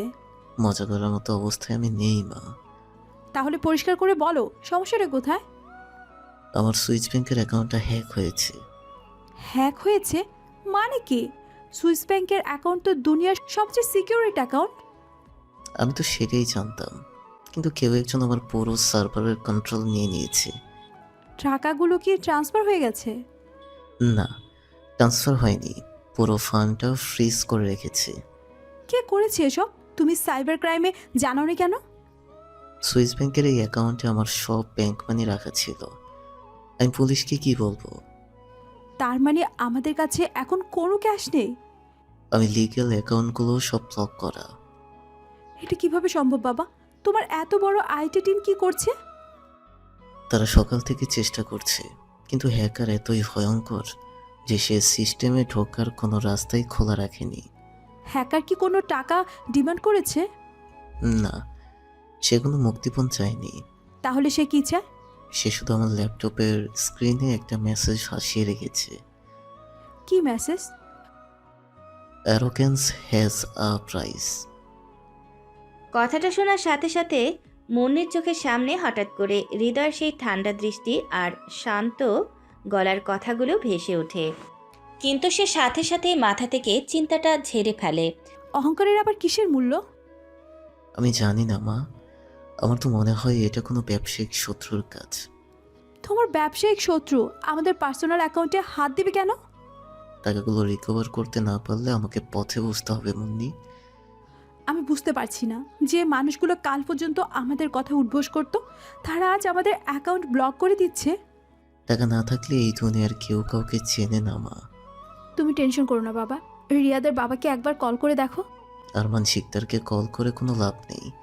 শুনলাম ওর নিজের কোম্পানির শেয়ার নাকি আজ সকালে জিরো হয়ে গেছে। কি বলছো এসব? রিয়াদ তো আমাকে কিছু জানায়নি। শহরের বড় বড় সব মাফিয়া আর ব্যবসায়ীদের ওপর কে যেন এক অদৃশ্য হামলা চালাচ্ছে। বাবার ওই কথাগুলো শোনার পর থেকে মুন্নির মাথার ভেতর সবকিছু কেমন যেন শূন্য লাগতে শুরু করে। যে মুন্নি টাকার গরমে মাটিতে পা ফেলত না, আজ সে নিজের বাড়ির সোফায় বসে চরম অসহায়ত্ব অনুভব করতে থাকে। এর কয়েকদিন পরের কথা, নর্থ সাউথ ইউনিভার্সিটির অ্যানুয়াল পার্টি চলছে শহরের নামি দামি র্যাডিসন ব্লু হোটেলের বিশাল ব্যানকুয়েট হলে। পার্টিতে লাইট, মিউজিক আর মানুষের ভিড়ে চারদিক সরগম। মুন্নি আজ একটা মেরুন রঙের ডিপ নেক ব্যাকলেস গাউন পরে পার্টিতে এসেছে, কিন্তু পারিবারিক ডিপ্রেশন আর বাবার ভেঙে পড়া অবস্থা তাকে মানসিকভাবে একেবারে ধ্বংস করে দিয়েছে। সে বারের এক কোনায় বসে অতিরিক্ত মদ খেয়ে পুরোপুরি মাতাল হয়ে গেছে। ব্যানকুয়েট হলের একপাশে ওয়েটারের ডেস্ক পরে ট্রে হাতে দাঁড়িয়ে আছে হৃদয়। সাদা শার্ট, কালো প্যান্ট আর চোখে সেই পুরনো মোটা ফ্রেমের চশমা পরে সে পার্ট টাইম কাজ করার ভান করছে, যাতে ইউনিভার্সিটির কেউ তাকে সন্দেহ করতে না পারে। মুন্নি টলতে টলতে বারের কাউন্টার ছেড়ে ব্যাক কুইন হলের পেছনের দিকের একটা অন্ধকার ভিআইপি করিডোরের দিকে এগুতে থাকে। হৃদয় তার ট্রেটা একটা টেবিলের ওপর রেখে খুব সন্তর্পণে মুন্নির পিছু নেয়। করিডোরের শেষের রুমটা ঘুটঘুটে অন্ধকার। মুন্নি ভারসাম্য হারিয়ে সেই ভিআইপি ডার্ক রুমের ভেতর ঢুকে যায়। অন্ধকারের কারণে সে দরজার হুকটা দেখতে পায়নি। ওহ, আমার মাথাটা এত ঘুরছে কেন? মুন্নি পেছন দিকে ঘুরে দরজার সাথে হেলান দিতে যায়, আর ঠিক তখনই তার মেরুন গাউনের পেছনের অংশটা দরজার হুকে আটকে বেশ কিছুটা ছিঁড়ে যায়। আহ, আমার ড্রেসটা। মুন্নি ভারসাম্য হারিয়ে মেঝের দিকে পড়ে যেতে নিলে ঠিক সেই মুহূর্তে একটা শক্ত হাত সরু কোমর জড়িয়ে ধরে তাকে শূন্যে আটকে ফেলে। হৃদয়ের চওড়া বুক আর মুন্নির নরম শরীর একদম লেপ্টে যায় একে অপরের সাথে। মুন্নির ছেড়ে যাওয়া গাউনের কারণে তার উন্মুক্ত পিঠ পুরোপুরি হৃদয়ের হাতের মুঠোয়। কে তুমি? অন্ধকারে মুন্নি ছেলেটার মুখ দেখতে পাচ্ছে না, কিন্তু হৃদয়ের হাতের পেশির সেই বন্যচাপ আর বুকের উত্তাপ মুন্নির মাতাল স্নায়ুতে আগুন ধরিয়ে দেয়। মুন্নির গরম শ্বাস পড়ছে হৃদয়ের ঘাড়ে। তুমি পরে যাচ্ছিলে? হৃদয় তার গলার স্বাভাবিক স্বর পরিবর্তন করে একটা গম্ভীর লো পিচ ব্যারিটোনে ভয়েসে কথা বলে। এই গলা মুন্নি আগে কখনো শোনেনি। আমাকে এভাবে ধরে আছো কেন? ছাড়ো আমাকে। ছাড়লে তো তুমি এই অন্ধকারে হারিয়ে যাবে কুইন। তুমি আমাকে কুইন কেন ডাকছো? তুমি কে? আমি সেই যাকে তুমি দেখতে পাচ্ছ না, কিন্তু যার ছোঁয়া তুমি ফিল করছো। তোমার হাত এত গরম কেন? হৃদয় তার ডান হাতটা মুন্নির উন্মুক্ত পিঠের উপর দিয়ে আস্তে আস্তে উপরের দিকে উঠায়। একটা তীব্র ইলেকট্রনিক্স শক যেন মুন্নির মেরুদণ্ড বেয়ে নিচে নেমে যায়। আহ, তুমি কি করছো? তুমি তো স্মার্ট ছেলেদের পছন্দ করো কুইন, তবে আমার ছোঁয়ায় কাঁপছো কেন? আমি কাঁপছি না, আমার নেশা হয়েছে। নেশা তো চোখের দৃষ্টিতে হয়, তাই না? তোমার গলার আওয়াজটা এত গম্ভীর কেন? আমার অনেক ভয় করছে। ভয় পাচ্ছ নাকি এই ছোঁয়াটা এনজয় করছো? তুমি লিমিট ক্রস করছো। আমার তো কোনো লিমিট নেই। হৃদয় মুন্নিকে আরও শক্ত করে নিজের বুকের সাথে চেপে ধরে। মুন্নি ছাড়িয়ে যাওয়ার চেষ্টা করলেও সেই বন্য শক্তির কাছে সে হার মানতে বাধ্য হয়। আমাকে ছেড়ে দাও প্লিজ, কেউ দেখে ফেলবে। এই ডার্ক রুমে তুমি আর আমি ছাড়া আর কেউ নেই। তুমি কি আমাকে ব্ল্যাকমেল করতে চাও? আমি চাইলে এই মুহূর্তে তোমার সব কিছু চিনে নিতে পারি। আমার কাছে তো এখন আর কিছুই নেই, আমার বাবার সব টাকা। আমি টাকার কথা বলছি না। তাহলে তুমি কি চাও? তোমার এই অহংকারটা ভাঙতে চাই। কে তুমি? তোমার উদ্দেশ্য কি? আমি তোমার রাতের ঘুম কেড়ে নেওয়া একটা দুঃস্বপ্ন। হৃদয় অন্ধকারে মুন্নির কানের একদম কাছে মুখ নিয়ে ফিসফিস করে কথাগুলো বলে। তার গরম নিঃশ্বাস মুন্নির ঘাড়ে পড়তে মুন্নির শরীরে একটা অদ্ভুত শিহরণ খেলে যায়। এই প্রথম মুন্নির মনে কোনো পুরুষের জন্য তীব্র কামনা আর ভয় একসাথে জন্ম নেয়। তোমার ছোঁয়া এত ওয়াইন্ড কেন? কারণ আমি পৌষ মানতে শিখিনি। তুমি কি আমাকে চেনো? আমি তোমার প্রতিটা নিঃশ্বাসের হিসাব রাখি। তুমি আমাকে পাগল করে দিচ্ছ। পাগল তো তুমি এমনিতেই হয়ে যাবে খুব তাড়াতাড়ি। হৃদয় আচমকা মুন্নিকে ছেড়ে দিয়ে অন্ধকারের ভেতরে এক পা পিছিয়ে যায়। মুন্নি দেয়াল ধরে কোনো মতে নিজেকে সামলে নেয়। কোথায় গেলে তুমি? কোনো উত্তর আসে না। মুন্নি কাপা হাতে নিজের ফোনের ফ্ল্যাশলাইট অন করে দেখে পুরো ডার্ক রুম ফাঁকা। লোকটা যেন হাওয়ায় মিলিয়ে গেছে। মুন্নির বুকের ভেতর তখনও হাতুড়ির মতো হৃৎপিণ্ড আছড়ে পড়ছে। ডার্করুমের ওই মাতাল করা মুহূর্তের পর পরের দিন সকালে মুন্নি যখন ভার্সিটিতে আসে, তখন তার মাথায় শুধু ওই গম্ভীর গলা আর বন্য ছোঁয়ার স্মৃতিটাই ঘুরপাক খাচ্ছিল। দুপুরবেলা ভার্সিটির ক্যাফেটেরিয়ার পিছনের নির্জন করিডোরে মুন্নির পথ আটকে দাঁড়ায় রিয়াদ। কি খবর মুন্নি? শুনলাম তোর বাবার নাকি সব টাকা গায়েব হয়ে গেছে। তোর তাতে কি রিয়া? আমার তো অনেক কিছুই। তুই তো আমার গার্লফ্রেন্ড, তোর কষ্ট তো আমারই কষ্ট। আমার কোনো কষ্ট নেই, আমি ঠিক আছি। তুই ঠিক আছিস? কাল রাতে তো মদ খেয়ে তোকে ব্যান্ডকুইট হলের মেঝেতে গড়াগড়ি খেতে দেখলাম। তুই আমাকে ফলো করছিলি? আমি তোকে সবসময় ফলো করি। আমার রাস্তা ছাড় রিয়াদ, আমার মেজাজ এমনিতেই গরম। তোর মেজাজ তো আমি ঠিক করে দিতে পারি। কিভাবে? আমি তোর বাবাকে হেল্প করতে পারি। তুই হেল্প করবি? তোর বাবা নিজের অবস্থাই তো এখন খারাপ শুনলাম। আমার বাবার শেয়ার মার্কেট ক্র্যাশ হয়েছে ঠিকই, কিন্তু আন্ডারওয়ার্ল্ডের ব্ল্যাক মানি তো আর শেষ করা হয়নি। তুই কি আমাকে টাকা ধার দিতে চাস? ধার কেন দেব? তুই তো আমার নিজের মানুষ। তাহলে তুই কি চাস আমার কাছে? আজ রাতে বনানীর হোটেলে শেরটারে একটা সুইট বুক করেছি আমি। তো আমি কি করব? তুই আসবি সেখানে, শুধু আজকের রাতটা তুই আমার সাথে কাটাবি। কাল সকালেই তোর বাবার অ্যাকাউন্টে আমি 20 কোটি টাকা ট্রান্সফার করে দেবো। রিয়াদের কথা শুনে মুন্নির চোখ রাগে ফেটে পড়ে। সে কখনো কল্পনাও করতে পারেনি যে রিয়াদ তাকে এতটা নিচে নামাতে পারে। তুই আমাকে পতিতা ভাবিস রিয়াদ? পতিতা কেন ভাববো? আমি তোকে আমার গার্লফ্রেন্ড ভাবি। গার্লফ্রেন্ডকে তুই টাকার বিনিময়ে হোটেলে রাখছিস? অহংকার করিস না মুন্নি। তোর বাবা এখন জেলের ভাত খাওয়ার লাইনে দাঁড়িয়ে আছে, আর এই 20 কোটি টাকা না পেলে তোদের পুরো ফ্যামিলি রাস্তায় নামবে। আমি রাস্তায় বসে ভিক্ষা করব, তাও তোর মতো একটা নোংরা ছেলের বিছানায় যাব না। তোর এই দেমাগ আমি আজ রাতেই ভেঙে দেব। আমার গায়ে হাত দেওয়ার চেষ্টা করবি না রিয়াদ। তোর এই ফকির মার্কা শরীর ছুঁয়ে আমার কি লাভ? আমি তোকে বাধ্য করবো আমার কাছে আসতে। আমি মরে গেলেও তোর কাছে আসবো না। দেখা যাবে। আজ রাতে 10টা পর্যন্ত তোর টাইম, এরপর কিন্তু তোর বাবাকে পুলিশ তুলে নিয়ে যাবে। মুন্নি রিয়াদের গালে সজোরে একটা চর বসিয়ে দিয়ে সেখান থেকে ছুটে বেরিয়ে যায়। রিয়াদ নিজের গালে হাত দিয়ে একটা শয়তানি হাসি হাসে। অন্যদিকে ইউনিভার্সিটির লাইব্রেরির একটা অন্ধকার কর্নারে বসে নিজের ল্যাপটপে ইউনিভার্সিটির সিসিটিভি ক্যামেরা হ্যাক করে পুরো বিষয়টা লাইভ দেখছিল হৃদয়। মুন্নিকে ওই নোংরা প্রস্তাব দেওয়ার কথা শুনে হৃদয়ের চোয়াল রাগে শক্ত হয়ে ওঠে। তুমি নিজের মৃত্যুর পরোয়ানায় নিজেই সাইন করলে রিয়াদ। হৃদয় তার ল্যাপটপের কিবোর্ডে কয়েকটা কমান্ড রান করে এবং কানে ব্লুটুথ হেডসেটটা লাগিয়ে নেয়। সেদিন গভীর রাতে রিয়াদ একটা পার্টি শেষ করে তার নতুন কেনা কালো রঙের মার্সিডিজ স্মার্ট কার চালিয়ে বনানীর ফাঁকা রাস্তা দিয়ে নিজের বাড়ির দিকে যাচ্ছিল। গাড়ির ভেতরে লাউড মিউজিক বাজছে। বনানী ফ্লাইওভারের মাঝামাঝি আসার পর হঠাৎ করে গাড়ির লাউড মিউজিকটা বন্ধ হয়ে যায় এবং এসিটা অফ হয়ে যায়। কি ব্যাপার, এসি অফ হলো কেন? রিয়াদ ড্যাশবোর্ডের স্ক্রিনটা টাচ করার চেষ্টা করে, কিন্তু স্ক্রিনটা ব্ল্যাঙ্ক হয়ে আছে। হঠাৎ গাড়ির স্পিকার থেকে একটা রোবোটিক আর গম্ভীর ভয়েস ভেসে আসে। System overwrite. কে কে কথা বলছে? গাড়ির 4টে দরজার লক একসাথে খট করে একটা শব্দ করে বন্ধ হয়ে যায়। রিয়াদ ভয় পেয়ে দরজা খোলার চেষ্টা করে, কিন্তু কোনো কাজ হয় না। কি হচ্ছে এসব? দরজা লক হলো কিভাবে? গাড়ির ড্যাশবোর্ডের স্ক্রিনটা হঠাৎ করে লাল হয়ে যায় এবং সেখানে একটা লাল রঙের খুলির চিহ্ন হাসতে শুরু করে। কেমন আছো রিয়াদ? এবার স্পিকার থেকে রোবোটিক ভয়েস নয়, বরং ফ্যান্টমের সে রিয়েল গম্ভীর গলা ভেসে আসে। কে তুমি?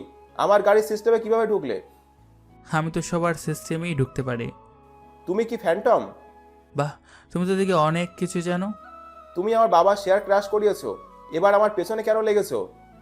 কারণ তুমি এমন একজনের দিকে চোখ তুলেছো যার দিকে তাকানোর অধিকার তোমার নেই। তুমি কার কথা বলছো? মুন্নি। মুন্নি তো আমার গার্লফ্রেন্ড। ও তোমার গার্লফ্রেন্ড ছিল, এখনো আমার প্রোটেকশনে আছে। তুমি কি পাগল হয়ে গেছো? তুমি জানো তুমি কার সাথে গেম খেলছো?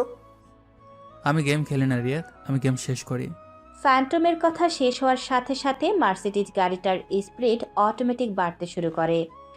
80, 100, 120 কিলোমিটার প্রতি ঘন্টা। গাড়ির স্পিড বাড়ছে কেন? তুমি কি করছো? আমি শুধু তোমার অহংকারের স্পিডটা চেক করছি। ব্রেক কাজ করছে না কেন? গাড়ি থামাও ফ্যান্টম। ব্রেক তো আমি অনেক আগে কেড়ে দিয়েছি। প্লিজ আমাকে মেরো না, আমি মুন্নির ধারে কাছেও যাবো না আর। যে হাত একবার নোংরা হয়ে যায় সেই হাত কেটে ফেলে ভালো। গাড়ির স্পিড এখন 140 ছাড়িয়ে গেছে। রিয়াদ স্টিয়ারিং ধরে পাগলের মতো চিৎকার করতে থাকে। বাঁচাও, কেউ আমাকে বাঁচাও। তোমার চিৎকার কেউ শুনতে পাবে না রিয়াদ। এই গাড়ির সাউন্ড প্রুফ সিস্টেম আমি হ্যাক করে লক করে দিয়েছি। আমি তোমাকে টাকা দেব, তুমি যত টাকা চাও আমি দেব। টাকা দিয়ে কি সব কেনা যায় রিয়াদ? তুমি কি চাও আমার কাছে? আমি তোমার পা দুটো চাই, যে পা দিয়ে তুমি মুন্নির দিকে এগিয়েছিলে। গাড়ির স্পিড 160 কিলোমিটারে পৌঁছে যায়। ফ্লাইওভারের শেষ মাথায় একটা বিশাল কংক্রিটের পিলার। গাড়িটা সোজা সেই পিলারের দিকে ধেয়ে যাচ্ছে। না! এক বিকট শব্দে মার্সিডিজ গাড়িটা গিয়ে সজোরে ধাক্কা মারে সেই পিলারে। গাড়ির সামনের অংশ পুরোপুরি দুমড়ে মুচড়ে যায়। এয়ারব্যাগ খোলে ঠিকই, কিন্তু ড্যাশবোর্ডে আর স্টিয়ারিংয়ে প্রচণ্ড চাপে রিয়াদের দুটো পা চিরতরে পঙ্গু হয়ে যায়। রক্তে ভেসে যায় গাড়ির ভেতরটা। ফ্লাইওভারের থেকে কিছুটা দূরে একটা উঁচু ফুটওভার ব্রিজের ওপর দাঁড়িয়েছিল হৃদয়। তার পরনে কালো জ্যাকেট আর মুখে একটা দামি সিগার। রাতের হিমেল বাতাসে সিগারের ধোঁয়া উঠছে। হৃদয়ের হাতের স্মার্ট ওয়াচ হঠাৎ করে ভাইব্রেট করে ওঠে। স্ক্রিনে একটা মেসেজ পপ আপ করে। Target neutralized. হৃদয় সিগারটা নিচে ফেলে দিয়ে জুতো দিয়ে পিষে দেয়। ফ্লাইওভারের দিকে তাকিয়ে সে একটা ঠান্ডা হাসি হাসে।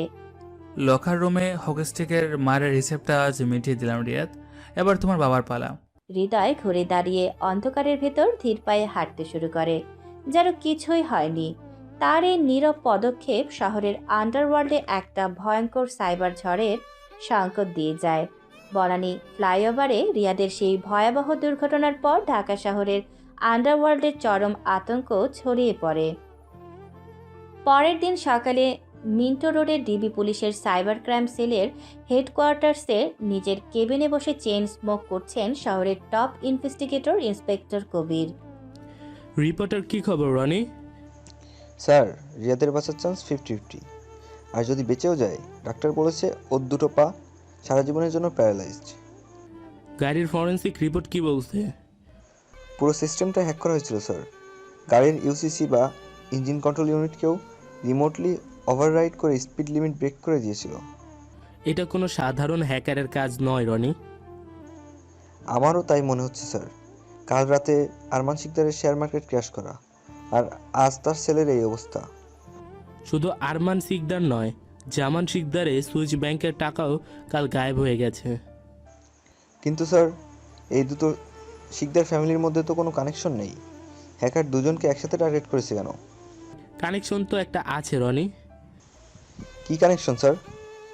জামান শিকদারের মেয়ে মুন্নি আর আরমান শিকদারের ছেলে রিয়াদ একই ইউনিভার্সিটিতে পড়ে, আর ওদের মধ্যে একটা রিলেশনও আছে। আপনি কি বলতে যাচ্ছেন? হ্যাকার ওদের আশেপাশে কোথাও আছে? আমি চাইছি তুমি কাল রাতের হ্যাকিংয়ের আইপি অ্যাড্রেসটা ট্রেস করো। আমি চেষ্টা করছি স্যার, কিন্তু আইপি বারবার বাউন্স করছে, কখনো রাশিয়া কখনো আইসল্যান্ড। বাউন্স তো এক জায়গায় গিয়ে থামবে, তাই না? আমি ডার্ক ওয়েবের কিছু পোর্টাল ট্র্যাক করে একটা লাস্ট পিং পেয়েছি স্যার। কোথা থেকে এসেছে পিংটা? বসুন্ধরা রেসিডেন্সিয়াল এরিয়ার নর্থ সাউথ ইউনিভার্সিটির মেইন সার্ভার থেকে। তার মানে আমরা লজিক্যালি ঠিক, হ্যাকার এই নর্থ সাউথ ইউনিভার্সিটিরই কেউ। কিন্তু স্যার, ওই ইউনিভার্সিটিতে তো হাজার হাজার স্টুডেন্ট পড়ে, আমরা খুঁজবো কিভাবে? যে এই কাজটা করেছে সে আইটি বা সাইবার সিকিউরিটি জিনিয়াস হতে হবে। আমি কি ভার্সিটির অ্যাডমিন থেকে টপ স্টুডেন্টদের লিস্ট বের করব? হ্যাঁ, সিএআই এর আইটি ডিপার্টমেন্টের ফায়ার বয় থেকে শুরু করে টপ 10 ব্রিলিয়েন্ট স্টুডেন্টের ফাইনাল নাম আমার টেবিলে চাই। আমি এক্ষুনি ব্যবস্থা করছি স্যার। আর হ্যাঁ, লিস্টের একদম নিচের দিকে স্টুডেন্টের কি অবস্থা? নিচের দিকে তো স্যার সব ফেল করা, আনস্পার্ট আর ফাঁকিবাজ স্টুডেন্টরা থাকে। ওদের দিয়ে কি আর এসব হাই অ্যান্ড হ্যাকিং সম্ভব? তো একবার চোখ বুলিয়ে দেখে নিও। সাব ইন্সপেক্টর রনি ল্যাপটপে ভার্সিটির ডাটাবেস খুলে স্টুডেন্টের রেজাল্ট চেক করতে থাকে। লিস্টের একদম নিচের দিকে হৃদয়ের নাম আর ছবি ভাসে, যার সিজিপিএ খুবই খারাপ। রনি হৃদয়ের প্রোফাইলটা ইগনোর করে টপ স্টুডেন্টের লিস্ট প্রিন্ট করে কবিরের হাতে দেয়। হৃদয় ঠিক এই সুযোগটাই কাজে লাগিয়ে পুলিশের চোখের আড়ালে থেকে যায়।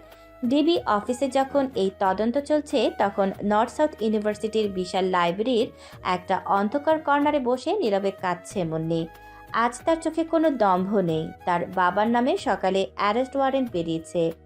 হৃদয় লাইব্রেরির ওই সেকশন পার্ট টাইম অ্যাসিস্ট্যান্ট হিসেবে বই গোছাচ্ছিল। মুন্নিকে কাঁদতে দেখে সে ধীর পায়ে এগিয়ে যায়। বইগুলো কি আমি এই টেবিলে রাখবো? হ্যাঁ, রাখো। আপনার কি শরীর খারাপ? আমার শরীরটা ঠিক আছে, তুমি তোমার কাজ করো। কিন্তু আপনাকে দেখে তো মনে হচ্ছে আপনি অনেক বড় কোনো কষ্টে আছেন। কষ্ট তো সবার জীবনেই থাকে হৃদয়, তাই বলে কি সবাইকে বলতে হবে? না বললেও তো অনেক সময় চোখ দেখে বোঝা যায়। তুমি আমার চোখ দেখে কি বুঝেছো? আমি তো বোকা মানুষ, এত কিছু বুঝি না। তবে মনে হচ্ছে আপনি খুব একা হয়ে গেছেন। তুমি ঠিকই বলেছ হৃদয়, আমি আজ সত্যি খুব একা। আপনার তো অনেক বন্ধু আছে, তারা কোথায়? টাকা ফুরিয়ে গেলে কেউ আর বন্ধু থাকে না। টাকা কি সব কিছু সমাধান দিতে পারে? আমি তো একসময় সেটাই ভাবতাম, কিন্তু আজ বুঝতে পারছি টাকা আসলে একটা বিভ্রম ছাড়া আর কিছুই না। আপনি তো কখনো আমার সাথে এত শান্ত গলায় কথা বলেননি। আমার ভেতরকার সব অহংকার কাল রাতে কেউ একজন ভেঙে গুড়িয়ে দিয়েছে। অহংকার বাংলা তো ভালোই, মানুষ নতুন করে বাঁচতে শেখে। আমার জীবনটা শেষ হয়ে যাচ্ছে হৃদয়। কি বলছেন এসব? আমার বাবার নামে অ্যারেস্ট ওয়ারেন্ট বেরিয়েছে। আমার বয়ফ্রেন্ড রিয়াদ কাল রাতে অ্যাক্সিডেন্ট করে পঙ্গু হয়ে গেছে। এগুলো তো খুবই দুঃখজনক ঘটনা। আমি বুঝতে পারছি না কে আমাদের সাথে এই গেম খেলছে। হয়তো এমন কেউ যাকে আপনারা কখনো মানুষ বলে গণ্য করেননি। মানে অনেক সময় ছোট ছোট আঘাতগুলো জমে একদিন বড় রূপ নেয়। তুমি কি আমাকে কিছু বোঝানোর চেষ্টা করছো? আমি তো সাধারণ স্টুডেন্ট, আমি আপনাকে কি বোঝাবো? আমার মনে হচ্ছে আমার চারপাশে পুরো পৃথিবীটা ধ্বংস হয়ে যাচ্ছে। কখনো কখনো পতনই নতুন সাম্রাজ্যের শুরু হয় মুন্নি। হৃদয়ের মুখে শান্ত গলায় এই কথাটা শোনার পর মুন্নির শরীরের রক্ত হিম হয়ে যায়। তার মনে পড়ে যায় ঠিক এই কথাটাই তার বাবার হ্যাক হওয়া ল্যাপটপের লাস্ট মেসেজ হিসেবে লেখা ছিল। তুমি তুমি এইমাত্র কি বললে? কেন? আমি তো শুধু বললাম যে পতনের পরেই নতুন শুরু হয়। তুমি এই লাইনটা কোথা থেকে পেয়েছো? কোন লাইনটা? এই যে বললে পতনই নতুন সাম্রাজ্যে শুরু হয়। ও এটা এটা তো আমি একটা বইয়ে পড়েছিলাম। কোন বই? আমাকে বইটার নাম বলো। বইয়ের নাম তো আমার ঠিক মনে নেই, লাইব্রেরির কোনো একটা উপন্যাসে হয়তো পড়েছিলাম। তুমি আমার দিকে তাকিয়ে কথাটা এমনভাবে বললে কেন? আমি তো সাধারণভাবেই বললাম। আপনার কি খারাপ লেগেছে? তুমি কি আমাকে কিছু লুকাচ্ছ হৃদয়? আমি আপনার কাছে কি লুকাবো? আমার তো লুকানোর মতো কিছু নেই। আমার কেন যেন মনে হচ্ছে তুমি অনেক কিছু জানো, কিন্তু বলতে চাইছো না। আপনার মানসিক অবস্থা এখন ঠিক নেই, তাই হয়তো সব কিছুতে সন্দেহ আছে। হতে পারে, কিন্তু তোমার ওই শান্ত চোখের ভেতর আমি অন্য কিছু দেখতে পাচ্ছি। কি দেখতে পাচ্ছেন? একটা গভীর সমুদ্র যেখানে অনেক রহস্য লুকিয়ে আছে। সমুদ্রের ধারে কাছে না যাওয়াই ভালো, ডুবে যাওয়ার ভয় থাকে। হৃদয় তার মোটা ফ্রেমের চশমাটা ঠিক করে বোকা একটা হাসি দিয়ে হাতের বইগুলো নিয়ে অন্য র্যাকের দিকে চলে যায়। মনে স্তব্ধ হয়ে বসে থাকে। তার মনে সন্দেহের একটা বিশাল বীজ বোনা হয়ে যায়। এই ছেলেটা কি আসলে আনস্মার্ট, নাকি এর পেছনে অন্য কোনো ভয়ঙ্কর সত্যি লুকিয়ে আছে? লাইব্রেরির ওই অদ্ভুত ঘটনার পর সারাদিন মুন্নির মাথার ভেতর শুধু হৃদয়ের বলা ওই একটা কথাই ঘুরপাক খেতে থাকে। রাতে নিজের বেডরুমে একা বসে থাকা অবস্থায় হঠাৎ মুন্নির ফোনে সিগন্যাল অ্যাপে একটা আননোন নাম্বার থেকে মেসেজ আসে। তোমার চোখের জল আমার পছন্দ নয় কুইন। কে আপনি? আমাকে কুইন বলে ডাকছেন কেন? কারণ তুমি আমার রাজ্যের একমাত্র রানী। আমার ফ্যামিলিকে ধ্বংস করে আপনি কি পাচ্ছেন? তোমাকে পাওয়ার জন্য সাম্রাজ্য পুরাতেও দ্বিধা করব না আমি। আপনি কি পাগল? আমি আপনাকে চিনি পর্যন্ত না। তুমি আমাকে খুব ভালো করে চেনো। কাল রাতে ভিআইপি ডার্ক রুমে তোমার ছায়াটা দারুণ ছিল। মেসেজটা পড়ার সাথে সাথে মুন্নি শিউরে ওঠে। তার মানে অ্যানুয়াল পার্টির সেই অন্ধকার ঘরে তাকে যে ছেলেটা জড়িয়ে ধরেছিল, যার ছোঁয়ায় সেই বন্যতা আর কামনার আগুন অনুভব করেছিল, সেই ছেলেটাই ফ্যান্টম। আপনি আমাকে ফলো করছিলেন? আমি তোমার প্রতিটা নিঃশ্বাসের হিসাব রাখি মুন্নি। আপনি একটা সাইকোপ্যাথ। আপনি আমার বাবার অ্যাকাউন্ট ফ্রিজ করেছেন। আমি শুধু তোমার অহংকারের দেওয়ালগুলো ভেঙে দিচ্ছি, যাতে তুমি আমার কাছে আসতে বাধ্য হও। আমি মরে গেলেও আপনার কাছে যাব না। মৃত্যু তো অনেক সহজ কুইন, কিন্তু বেঁচে থাকা আমার ডমিনেন্স মেনে নেওয়াটা অনেক কঠিন। আপনি আমাকে ব্ল্যাকমেল করছেন? আমি ব্ল্যাকমেল করি না, আমি সরাসরি অধিকার খাটাই। আপনি আমাকে ড্রাগ রুমে ওভাবে ছুঁয়েছিলেন কেন? কারণ তোমার শরীর আমার ছোঁয়াটা যাচ্ছিল। তুমি নিজেও জানো তুমি কতটা খেপে উঠেছিলে। চুপ করুন আপনি। আমি আপনাকে ঘৃণা করি। ঘৃণা আর ভালোবাসার মাঝখানের লাইনটা খুব পাতলা হয় মুন্নি। কাল রাতে যখন আমি তোমার উন্মুক্ত পিঠে হাত রেখেছিলাম, তখন তো তুমি আমাকে বাধা দাওনি। আমার নেশা হয়েছিল, আমি বুঝতে পারিনি। নেশা তো আমারও হয়েছিল, তোমার শরীরের ওই উষ্ণতা আমাকে পাগল করে দিয়েছে। আপনি খুব নোংরা কথা বলছেন।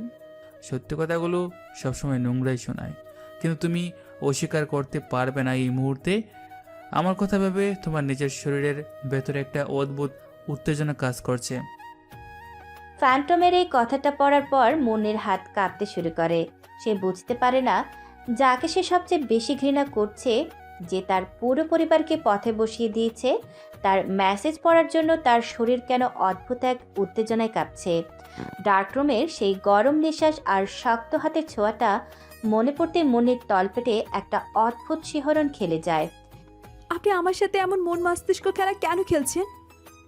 কারণ আমি তোমার মন আর শরীর দুটোর উপরই পুরোপুরি কন্ট্রোল চাই। আমি কারো কন্ট্রোলে থাকি না। খুব তাড়াতাড়ি তুমি নিজে এসে আমার কাছে আত্মসমর্পণ করবে। সেটা এই জন্মে হবে না ফ্ল্যান্টো। কাল তোমাদের ভার্সিটির গ্র্যান্ড ফেস্টে দেখা হবে কুইন, রেডি দেখো। এরপর আর ফ্যান্টমের কোনো মেসেজ আসে না। মনে বিছানায় শুয়ে ছটফট করতে থাকে। একদিকে রিয়াদের পঙ্গু হয়ে যাওয়া বাবার অ্যারেস্ট ওয়ারেন্ট, আরেকদিকে ফ্যান্টমের এই ডার্ক এবং সেক্সুয়াল ডোমিনেন্স, সব মিলিয়ে মুন্নির অহংকারী পৃথিবীটা পুরোপুরি টালমাটাল হয়ে যায়। এই ঘটনার ঠিক 3 দিন পর নর্থ সাউথ ইউনিভার্সিটির বিশাল গ্রাউন্ডে অ্যানুয়াল ফেস্টের আয়োজন করা হয়েছে। হাজার হাজার স্টুডেন্ট, দেশের নামি দামি মিডিয়া আর পুলিশ প্রোটেকশনে পুরো ক্যাম্পাস সরগরম। ফেস্টের মঞ্চে বড় বড় এলইডি স্ক্রিন লাগানো।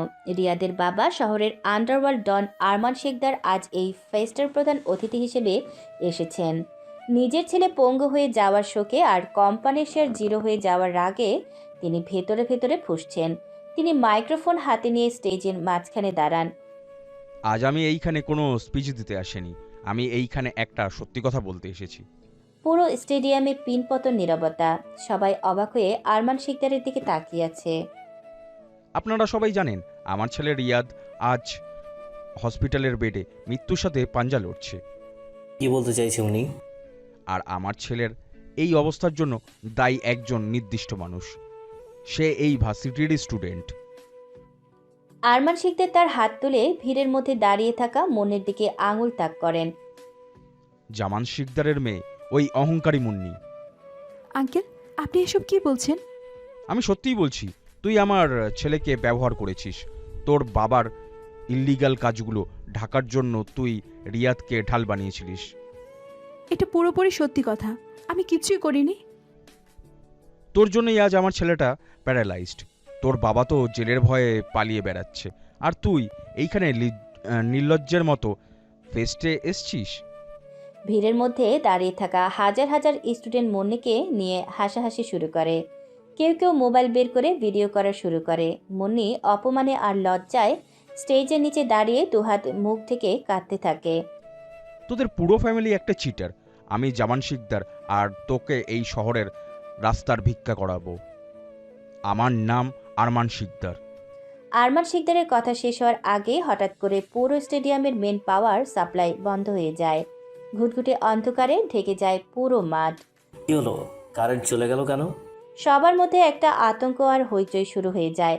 ঠিক তখনই স্টেজের পিছনের বিশাল এলইডি স্ক্রিনগুলো একটা বিকট সাউন্ড করে জ্বলে ওঠে। স্ক্রিনের পুরো ব্যাকগ্রাউন্ড গাঢ় লাল রঙের। লাল স্ক্রিনের ঠিক মাঝখানে একটা 3D অ্যানিমেটেড কালো মাস্ক পরা মুখ ভেসে ওঠে। কে রে তুই? স্ক্রিনে এসব কি চলছে? স্টেডিয়ামের বিশাল সাউন্ড সিস্টেমে একটা যান্ত্রিক গম্ভীর অথচ রয়্যাল ভয়েস গমগম করে ওঠে। Munni is under my protection. গলাটা শোনার সাথে সাথে মনের কান্না থেমে যায়। সে ভিড়ের মধ্যে দাঁড়িয়ে অবাক হয়ে স্ক্রিনের দিকে তাকায়। যে তার দিকে আঙ্গুল তুলবে আমি তার হাত নয়, তার অস্তিত্ব মুছে দেব। তুই ফ্যান্টম, তাই না? তুই আমার ছেলের জীবন নষ্ট করেছিস। সামনে আয়, কাপুরুষের মতো লুকিয়ে না থেকে। আমি তো তোমার সামনে আছি আরমান। তোমার ধ্বংসের সময় শেষ হয়ে এসেছে। সবার চোখের সামনে লাইভ স্ক্রিনে আরমান শিকদারের সুইস ব্যাংক এবং অফশোর অ্যাকাউন্টের ডিটেলস ভেসে ওঠে। তোমার ছেলের অহংকার আমি ভেঙেছি, এবার তোমার ক্ষমতার পালা। লাইভ স্ক্রিনে দেখা যায় আরমান শিকদারের বাকি থাকা সমস্ত লিগ্যাল আর ইলিগ্যাল অ্যাকাউন্ট থেকে ফান্ড ট্রান্সফার শুরু হয়েছে। ব্যালেন্স শূন্য হতে শুরু করে চোখের পলকে। না, এটা হতে পারে না। আমার টাকা। তোমার সব টাকা এখন সঠিক জায়গায় যাচ্ছে। স্ক্রিনে এবার মুন্নির বাবা জামান শিকদারের অ্যাকাউন্টের ইনফরমেশন ভেসে ওঠে। Transfer successful. জামান শিকদারের অ্যাকাউন্টে $1 বিলিয়ন অর্থাৎ বাংলাদেশি টাকায় প্রায় 8,000 কোটি টাকা জমা হয়ে গেছে। তুই আমার টাকা জামানকে দিয়ে দিলি? আমি তোকে খুন করে ফেলবো ফ্যান্টম। খুন করার জন্য তোমার নিজের তো আগে বাঁচতে হবে আরমান। তোমার আর্মস ডিলিংসের সব ডেটা ডিবি পুলিশের কাছে পৌঁছে গেছে। তোমার চারপাশে এখন পুলিশ শুধু। স্টেডিয়ামের বাইরে থেকে অসংখ্য পুলিশের সাইরেনের শব্দ শোনা যেতে থাকে। আরমান শিকদার ভয়ে স্টেজ থেকে দৌড়ে পালানোর চেষ্টা করে, কিন্তু ডিবি পুলিশের স্পেশাল ফোর্স ততক্ষণে তাকে চারদিক থেকে ঘিরে ফেলে। পুরো স্টেডিয়ামে তখন পিনপতন নীরবতা। হাজার হাজার স্টুডেন্ট স্তব্ধ হয়ে স্ক্রিনের দিকে তাকিয়ে আছে।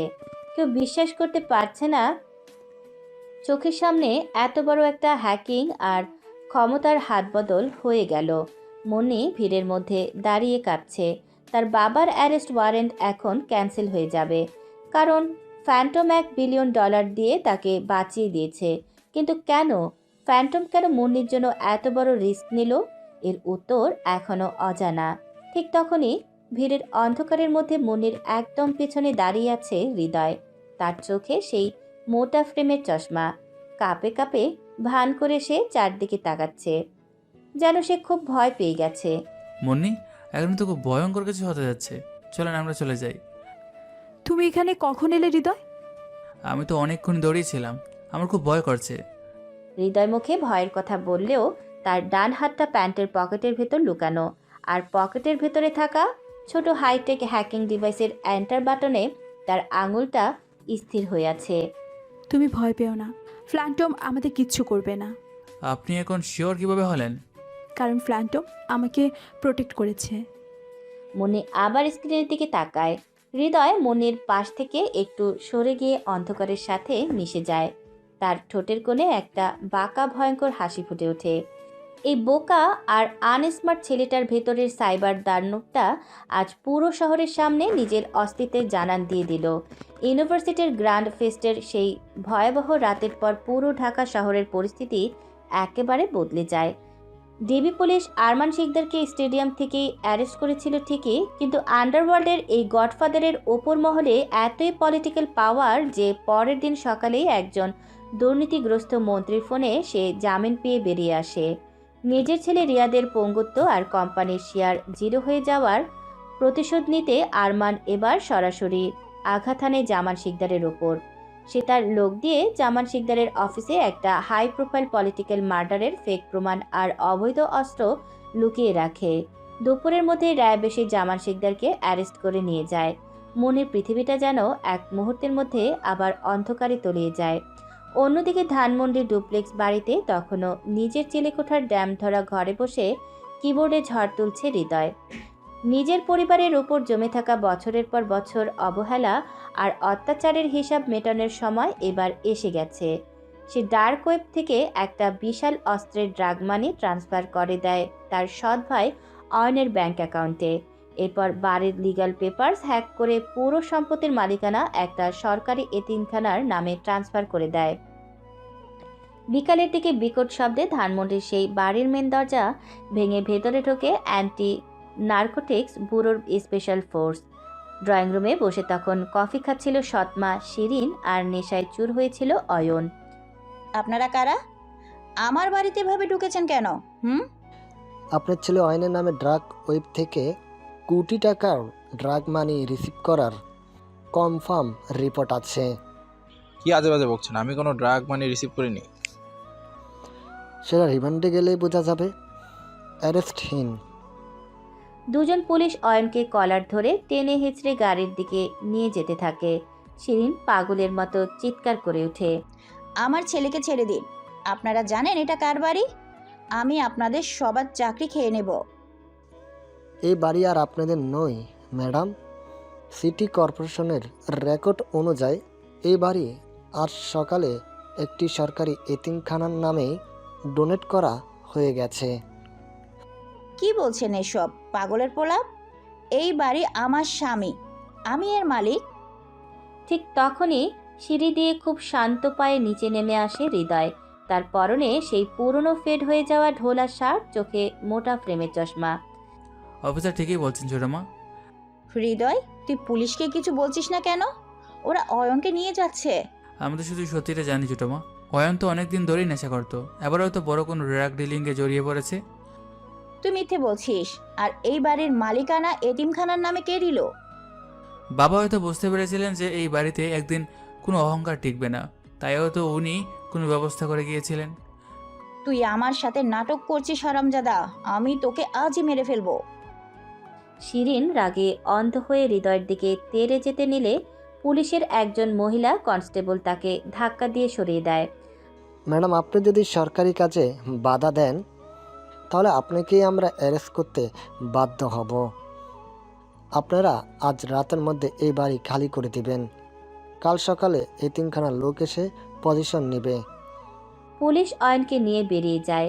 বিশাল ড্রয়িং রুমের মাঝখানে শিরিন ফ্লোরে বসে ডুকরে কাটতে থাকে। যে অহংকারের জোরে সে হৃদয়কে এক কাপ গরম চা ছড়ে মেরেছিল, আজ সেই অহংকার ধুলে মিশে গেছে। হৃদয় খুব শান্তভাবে শিরিনের দিকে একবার তাকিয়ে তার কাঁধের পুরনো ব্যাগটা নিয়ে মেন দরজা দিয়ে বেরিয়ে যায়। তার চোখে কোনো মায়া নেই, শুধু একটা শীতল প্রতিশোধের তৃপ্তি। সন্ধ্যা গড়িয়ে রাত নেমে আসে ঢাকা শহরে। মুন্নি তার গুলশানের ফাঁকা বাড়িতে একা বসে অঝরে কাটছে। বাবার অ্যারেস্ট হওয়ার খবর টিভিতে ব্রেকিং নিউজ হিসেবে দেখাচ্ছে। আরমান শিকদার পুরো মিডিয়া কিনে নিয়েছে। ঠিক তখনই মুন্নির ফোনে সিগন্যাল অ্যাপে ফ্যান্টমের একটা মেসেজ আসে। তোমার বাবাকে বাঁচানোর প্রমাণ আমার কাছে আছে কুইন। আপনি কে? কেন আমার সাথে এমন করছেন? আমার বাবাকে বাঁচান প্লিজ। আমি তো তোমাকে বাঁচাতে চাই মুন্নি। আজ রাত 10টায় শহরের সবচেয়ে অভিজাত ব্ল্যাক লুডাস পেন্ট হাউসে চলে এসো, একা আসবে। আমি এত রাতে আপনার কাছে যাব কেন? তোমার বাবার জীবনের দাম যদি তোমার কাছে কিছু থেকে থাকে তবে তুমি আসবে। আর হ্যাঁ, পার্সেলের পাঠানো কালো ব্যাকলেস ড্রেসটা পরে আসবে। যদি আমার ডিল মানতে পারো তোমার বাবা কাল সকালে মুক্তি পাবে। মনে বুঝতে পারে তাকে ব্ল্যাকমেল করা হচ্ছে, কিন্তু বাবার জীবনের জন্য সে এই চরম ফাঁদে পা দিতে বাধ্য হয়। রাত ঠিক 10টায় সে বনানীর ব্ল্যাক লোটাস পেন্ট হাউসের সামনে এসে পৌঁছায়। পার্সেল করে পাঠানো সেই থাই স্লিকড কালো ব্যাকলেস গাউনটা তার পরনে। পেন্ট হাউসের মেন দরজা অটোমেটিক খুলে যায়।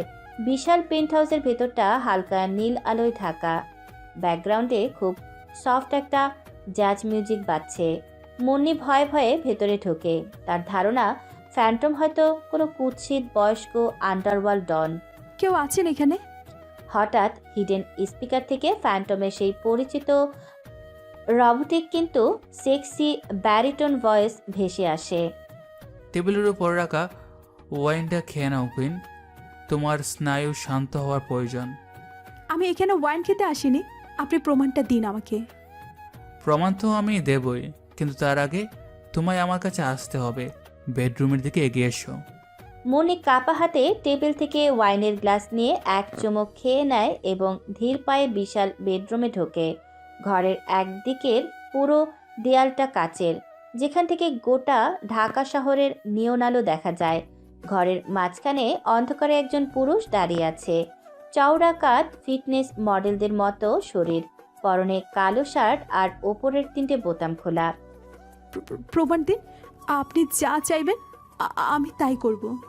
লোকটা ধীরে ধীরে ঘুরে দাঁড়ায় এবং জানলার বাইরের চাঁদের আলো তার মুখের ওপর এসে পড়ে। মনের চোখ বিস্ফোরিত হয়ে যায়, বুকের ভেতরটা যেন এক মুহূর্তের জন্য থেমে যায়। হৃদয়, তুমি এখানে কি করছো? ফ্ল্যান্টম কোথায়? আমি যা চাইবো তুমি কি সত্যি তাই করবে মুন্নি? হৃদয়ের গলার স্বরটা এবার রবোটিক নয়, একদম ন্যাচারাল, কিন্তু সেই গলার ভেতরে লুকিয়ে থাকা গাম্ভীর্য আর দম্ভ মনিকে স্তব্ধ করে দেয়। তোমার গলা, তুমি তো ফ্ল্যান্টম নও। ফ্ল্যান্টমের গলা তো অন্যরকম। ভয়েস মডিউলেটর সফটওয়্যার দিয়ে গলা চেঞ্জ করা খুব সাধারণ একটা হ্যাকিং ট্রিক্স কুইন। না, এটা হতে পারে না। তুমি ফ্ল্যান্টম। তুমি তো একটা আনস্মার্ট ফেল করা খ্যাত ছেলে। ফ্যান্টম কোনো ভূত নয় মুন্নি, সেন্ট জেভিয়ার্সের অবহেলিত জংদরা লোহাটাই আন্ডারওয়ার্ল্ডের হ্যাকার কিং। তুমি আমার সাথে এই নোংরা গেম খেলছো। তুমি আমার বাবাকে পথে বসিয়েছো।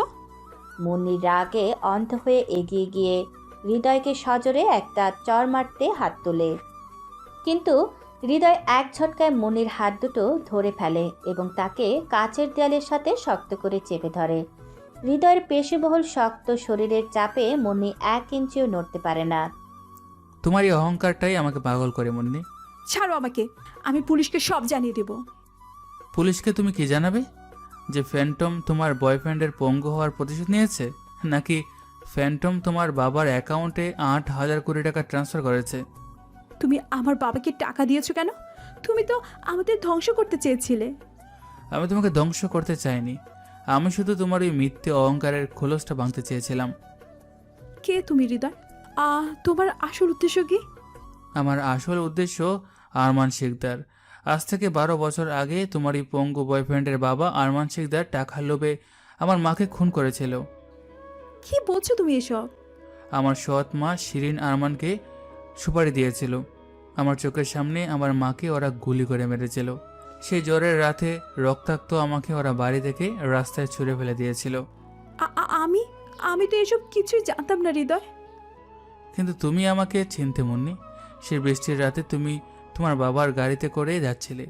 তুমি গাড়ি থেকে নেমে আমার মাথার উপর তোমার এই ছোট্ট হ্যালো কিটির সাথেটা ধরেছিলে। হৃদয়ের কথা শুনে মুন্নির চোখের সামনে 12 বছর আগের সেই বৃষ্টির রাতের অস্পষ্ট স্মৃতিটা ভেসে ওঠে। একটা রক্তাক্ত ছোট ছেলে যাকে সে নিজের রুমাল দিয়ে রক্ত মুছে দিয়েছিল। তুমি তুমি সেই ছেলেটা? হ্যাঁ, সে ছোট্ট হৃদয়। কিন্তু সময়ের সাথে সাথে তুমি পাল্টে গেছো মুন্নি। তোমার বাবার টাকার দম্ভ তোমার ভেতরে সেই সুন্দর মানুষটাকে মেরে ফেলেছিল। আমি শুধু সেই পুরনো মুন্নিকে ফিরিয়ে আনতে চেয়েছিলাম। তুমি আমাকে ব্ল্যাকমেল করছো? তুমি আমার সাথে ড্রাগ রুমে? আমি তোমাকে বাধ্য করেছিলাম আমার কাছে আসতে, কারণ তুমি সোজা পথে কখনো আমার এই ভালোবাসাটা বুঝতে পারতে না। হৃদয় মুন্নির একদম কাছে চলে আসে। তার গরম নিঃশ্বাস পড়ছে মুন্নির মুখে। মুন্নির চোখ বেয়ে জল গড়িয়ে পড়ছে, কিন্তু সেই জলে এখন আর কোনো রাগ নেই, আছে এক অদ্ভুত আত্মসমর্পণ। তুমি একটা পাগল হৃদয়। তোমার জন্য তো আমি দুনিয়ায় জ্বালিয়ে দিতে পারি। হৃদয় ফিসফিস করে মুন্নির কানের লতিতে ঠোঁট ছোঁয়ায়। মুন্নির শরীর একটা প্রবল শিহরণে কেঁপে ওঠে। হৃদয়ের হাত মুন্নির কালো গাউনের স্ট্র্যাপটা আলতো করে কাঁধ থেকে নামিয়ে দেয়। মুন্নির ফর্সা উন্মুক্ত কাঁধে হৃদয়ের গরম ঠোঁটের স্পর্শ পড়তেই মুন্নির চোখ বুজে আসে। সে প্রতিবাদ করতে চায়, কিন্তু ওয়াইনের নেশা আর হৃদয়ের এই ম্যানলি ডোমিনেন্স তার শরীরের প্রতিটা কোষে আগুন ধরিয়ে দেয়। হৃদয়, ভয় পাচ্ছ কুইন, নাকি আমাকে ফিল করছো? তুমি আমাকে শেষ করে দিচ্ছ। আমি তো তোমাকে নতুন করে করছি। হৃদয়ের হাত মুন্নির সরু কোমর থেকে ক্রমশ নিচের দিকে নামতে থাকে। থাই স্লিট গাউনের ফাঁক দিয়ে হৃদয়ের শক্ত আঙুল মুন্নির অনাবৃত উরুতে স্পর্শ করে। মুন্নি একটা অস্ফুট গোঙানির শব্দ করে হৃদয়ের শার্টের কলার খামচে ধরে। হৃদয় মুন্নির ঠোঁটে গভীরভাবে চুমন করে।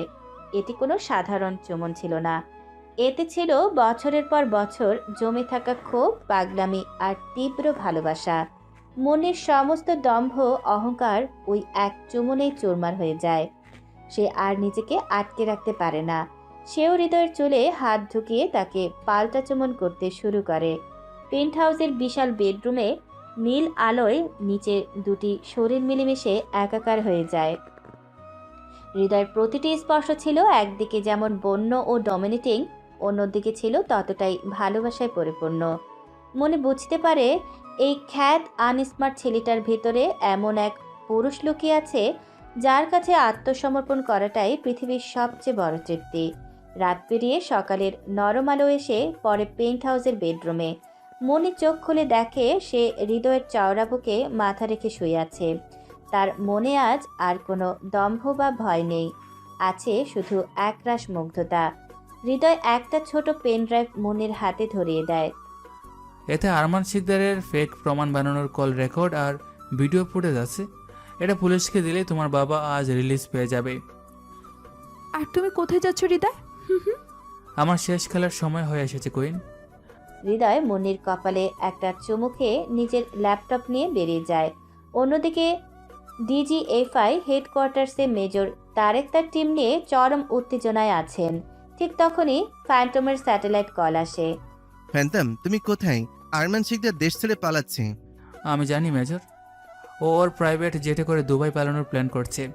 আমরা এয়ারপোর্টে ফোর্স পাঠিয়েছি, কিন্তু ও অলরেডি রানওয়ে ক্লিয়ারেন্স নিয়ে নিয়েছে। কিন্তু করবে না মেজর, ওর জেটের কন্ট্রোল এখন আমার হাতে। শাহজালাল আন্তর্জাতিক বিমানবন্দর থেকে আরমান শিকদারের প্রাইভেট জেট আকাশে ওড়ার 15 মিনিট পর হঠাৎ করে জেটের সব কন্ট্রোল প্যানেল কাজ করা বন্ধ করে দেয়। মাটি থেকে 25,000 ফুট উপরে থাকা অবস্থায় ড্যাশবোর্ডের স্ক্রিনে একটা লাল খুলি ফুটে ওঠে। কি হচ্ছে এইসব? প্লেন কাঁপছে কেন? স্যার, কেউ আমাদের জেটের অটো পাইলট সিস্টেম হ্যাক করে নিয়েছে। আমরা প্লেনের কন্ট্রোল হারিয়ে ফেলেছি। ঠিক তখন প্লেনের স্পিকারে হৃদয়ের সেই গম্ভীর গলা ভেসে আসে। Hello mister Arman Sikdar. Phantom, তুই প্লেনের সিস্টেমে কিভাবে ঢুকলি? আমি তোকে কোটি কোটি টাকা দেবো প্লেনটা দুবাইয়ে ল্যান্ড করা। 12 বছর আগের সে বৃষ্টির রাতের কথা মনে আছে আরমান? একটা অসহায় মেয়েকে তুমি টাকার জন্য গুলি করে মেরেছিলি। তুই কে? তুই ওই সিরিনের 37টার ছেলে? তুই বেঁচে আছিস? আমার মায়ের রক্তের দাম তোমাকেও চুকাতে হবে আরমান। তোমার ডেস্টিনেশন দুবাই নয়, আজ তোমার ডেস্টিনেশন জাহান্নাম। হৃদয় তার ল্যাপটপ থেকে একটা কমান্ড দেয়। আকাশে উঠতে থাকা প্রাইভেট জেটটি মাঝপথে ইউটার্ন নিয়ে ঘুরে যায় এবং শহরের বাইরে বাংলাদেশ আর্মির সাভারের একটি গোপন এয়ারবেসে ইমার্জেন্সি ল্যান্ডিং করতে বাধ্য হয়। প্লেন থামতেই চারদিক থেকে শোয়ে শোয়ে স্পেশাল কমান্ডো আর ডিজিএফআই এর স্পেশাল ফোর্স আরমান শিকদারকে ঘিরে ফেলে। মেজর তারেক নিজে এগিয়ে এসে আরমান শিকদারের হাতে হাতকড়া পরান। ফ্যান্টম আগেই আরমানের পুরো আর্মস ডিলিংয়ের ডাটাবেসে মেজর তারেককে পাঠিয়ে দিয়েছিল। আরমান শিকদারের আন্ডারওয়ার্ল্ডের খেলা চিরতরে শেষ হয়ে যায়। এই ঘটনাটির ঠিক 1 মাস পর নর্থ সাউথ ইউনিভার্সিটির বিশাল গেটের সামনে স্টুডেন্টের উপচে পড়া ভিড়। সবাই একটা খবর শোনার পর থেকে অবাক হয়ে অপেক্ষা করছে। রাস্তা দিয়ে একটা কালো রঙের চকচকে বুগাত্তি চিরন গাড়ি তীব্র গর্জনে এসে থামে। গাড়ির দরজা ওপরের দিকে পাখির ডানার মতো খুলে যায়। গাড়ি থেকে যে ছেলেটা নামে তাকে দেখে পুরো ইউনিভার্সিটির সবার চোয়াল ঝুলে পড়ে। পরনে লাখ টাকার কাস্টম মেড আরমানি স্যুট, হাতে রোলেক্স ঘড়ি, চোখে রেব্যানের ডার্ক গ্লাস, হেয়ার স্টাইল একদম শার্প আর ফিটনেস সুপার মডেলদের মতো। এ কোনো আনস্মার্ট ফেল করা ছেলে নয়, এ স্বয়ং বিলিয়নিয়ার হ্যাকার কিং হৃদয়। যারা একদিন তাকে খ্যাত বলে হাসাহাসি করত, যারা তাকে লকার রুমে হকি স্টিক দিয়ে মেরেছিল, তারা আজ ভয়ে আর সম্মানে 2 কদম পিছিয়ে যায়। ভিড় চিরে ধীর পায়ে এগিয়ে আসে মুন্নি। তার পরনে একটা সিম্পল সালোয়ার কামিজ। চোখে আজ আর কোনো অহংকার নেই, আছে শুধু হৃদয়ের প্রতি তীব্র ভালোবাসা। মুন্নির হাতে সেই পুরনো রং চটে যাওয়া হ্যালো কিটি ছাতাটা। Let's go queen. হৃদয় তার ডার্ক গ্লাসটা খুলে মুন্নির দিকে তাকিয়ে সেই পরিচিত বাঁকা আর ডোমিনেটিং হাসিটা দেয়। তুমি এত দেরি করলে কেন আমার রাজা? মুন্নি দৌড়ে এসে সবার সামনে হৃদয়কে শক্ত করে জড়িয়ে ধরে। হৃদয় মুন্নিকে পরম আদরে তার গাড়িতে বসায়। কালো বুগাত্তি গাড়িটা তীব্র গর্জনে স্টার্ট নিয়ে সেকেন্ডের মধ্যে চোখের আড়াল হয়ে যায়। পেছনে পড়ে থাকে শুধু অবহেলিত এক সাধারণ ছেলের কিংবদন্তি হয়ে ওঠার গল্প, যে ধুলো থেকে উঠে এসে আন্ডারওয়ার্ল্ডের হিরে হয়ে পুরো শহরকে নিজের পায়ের নিচে এনে দাঁড় করিয়েছে।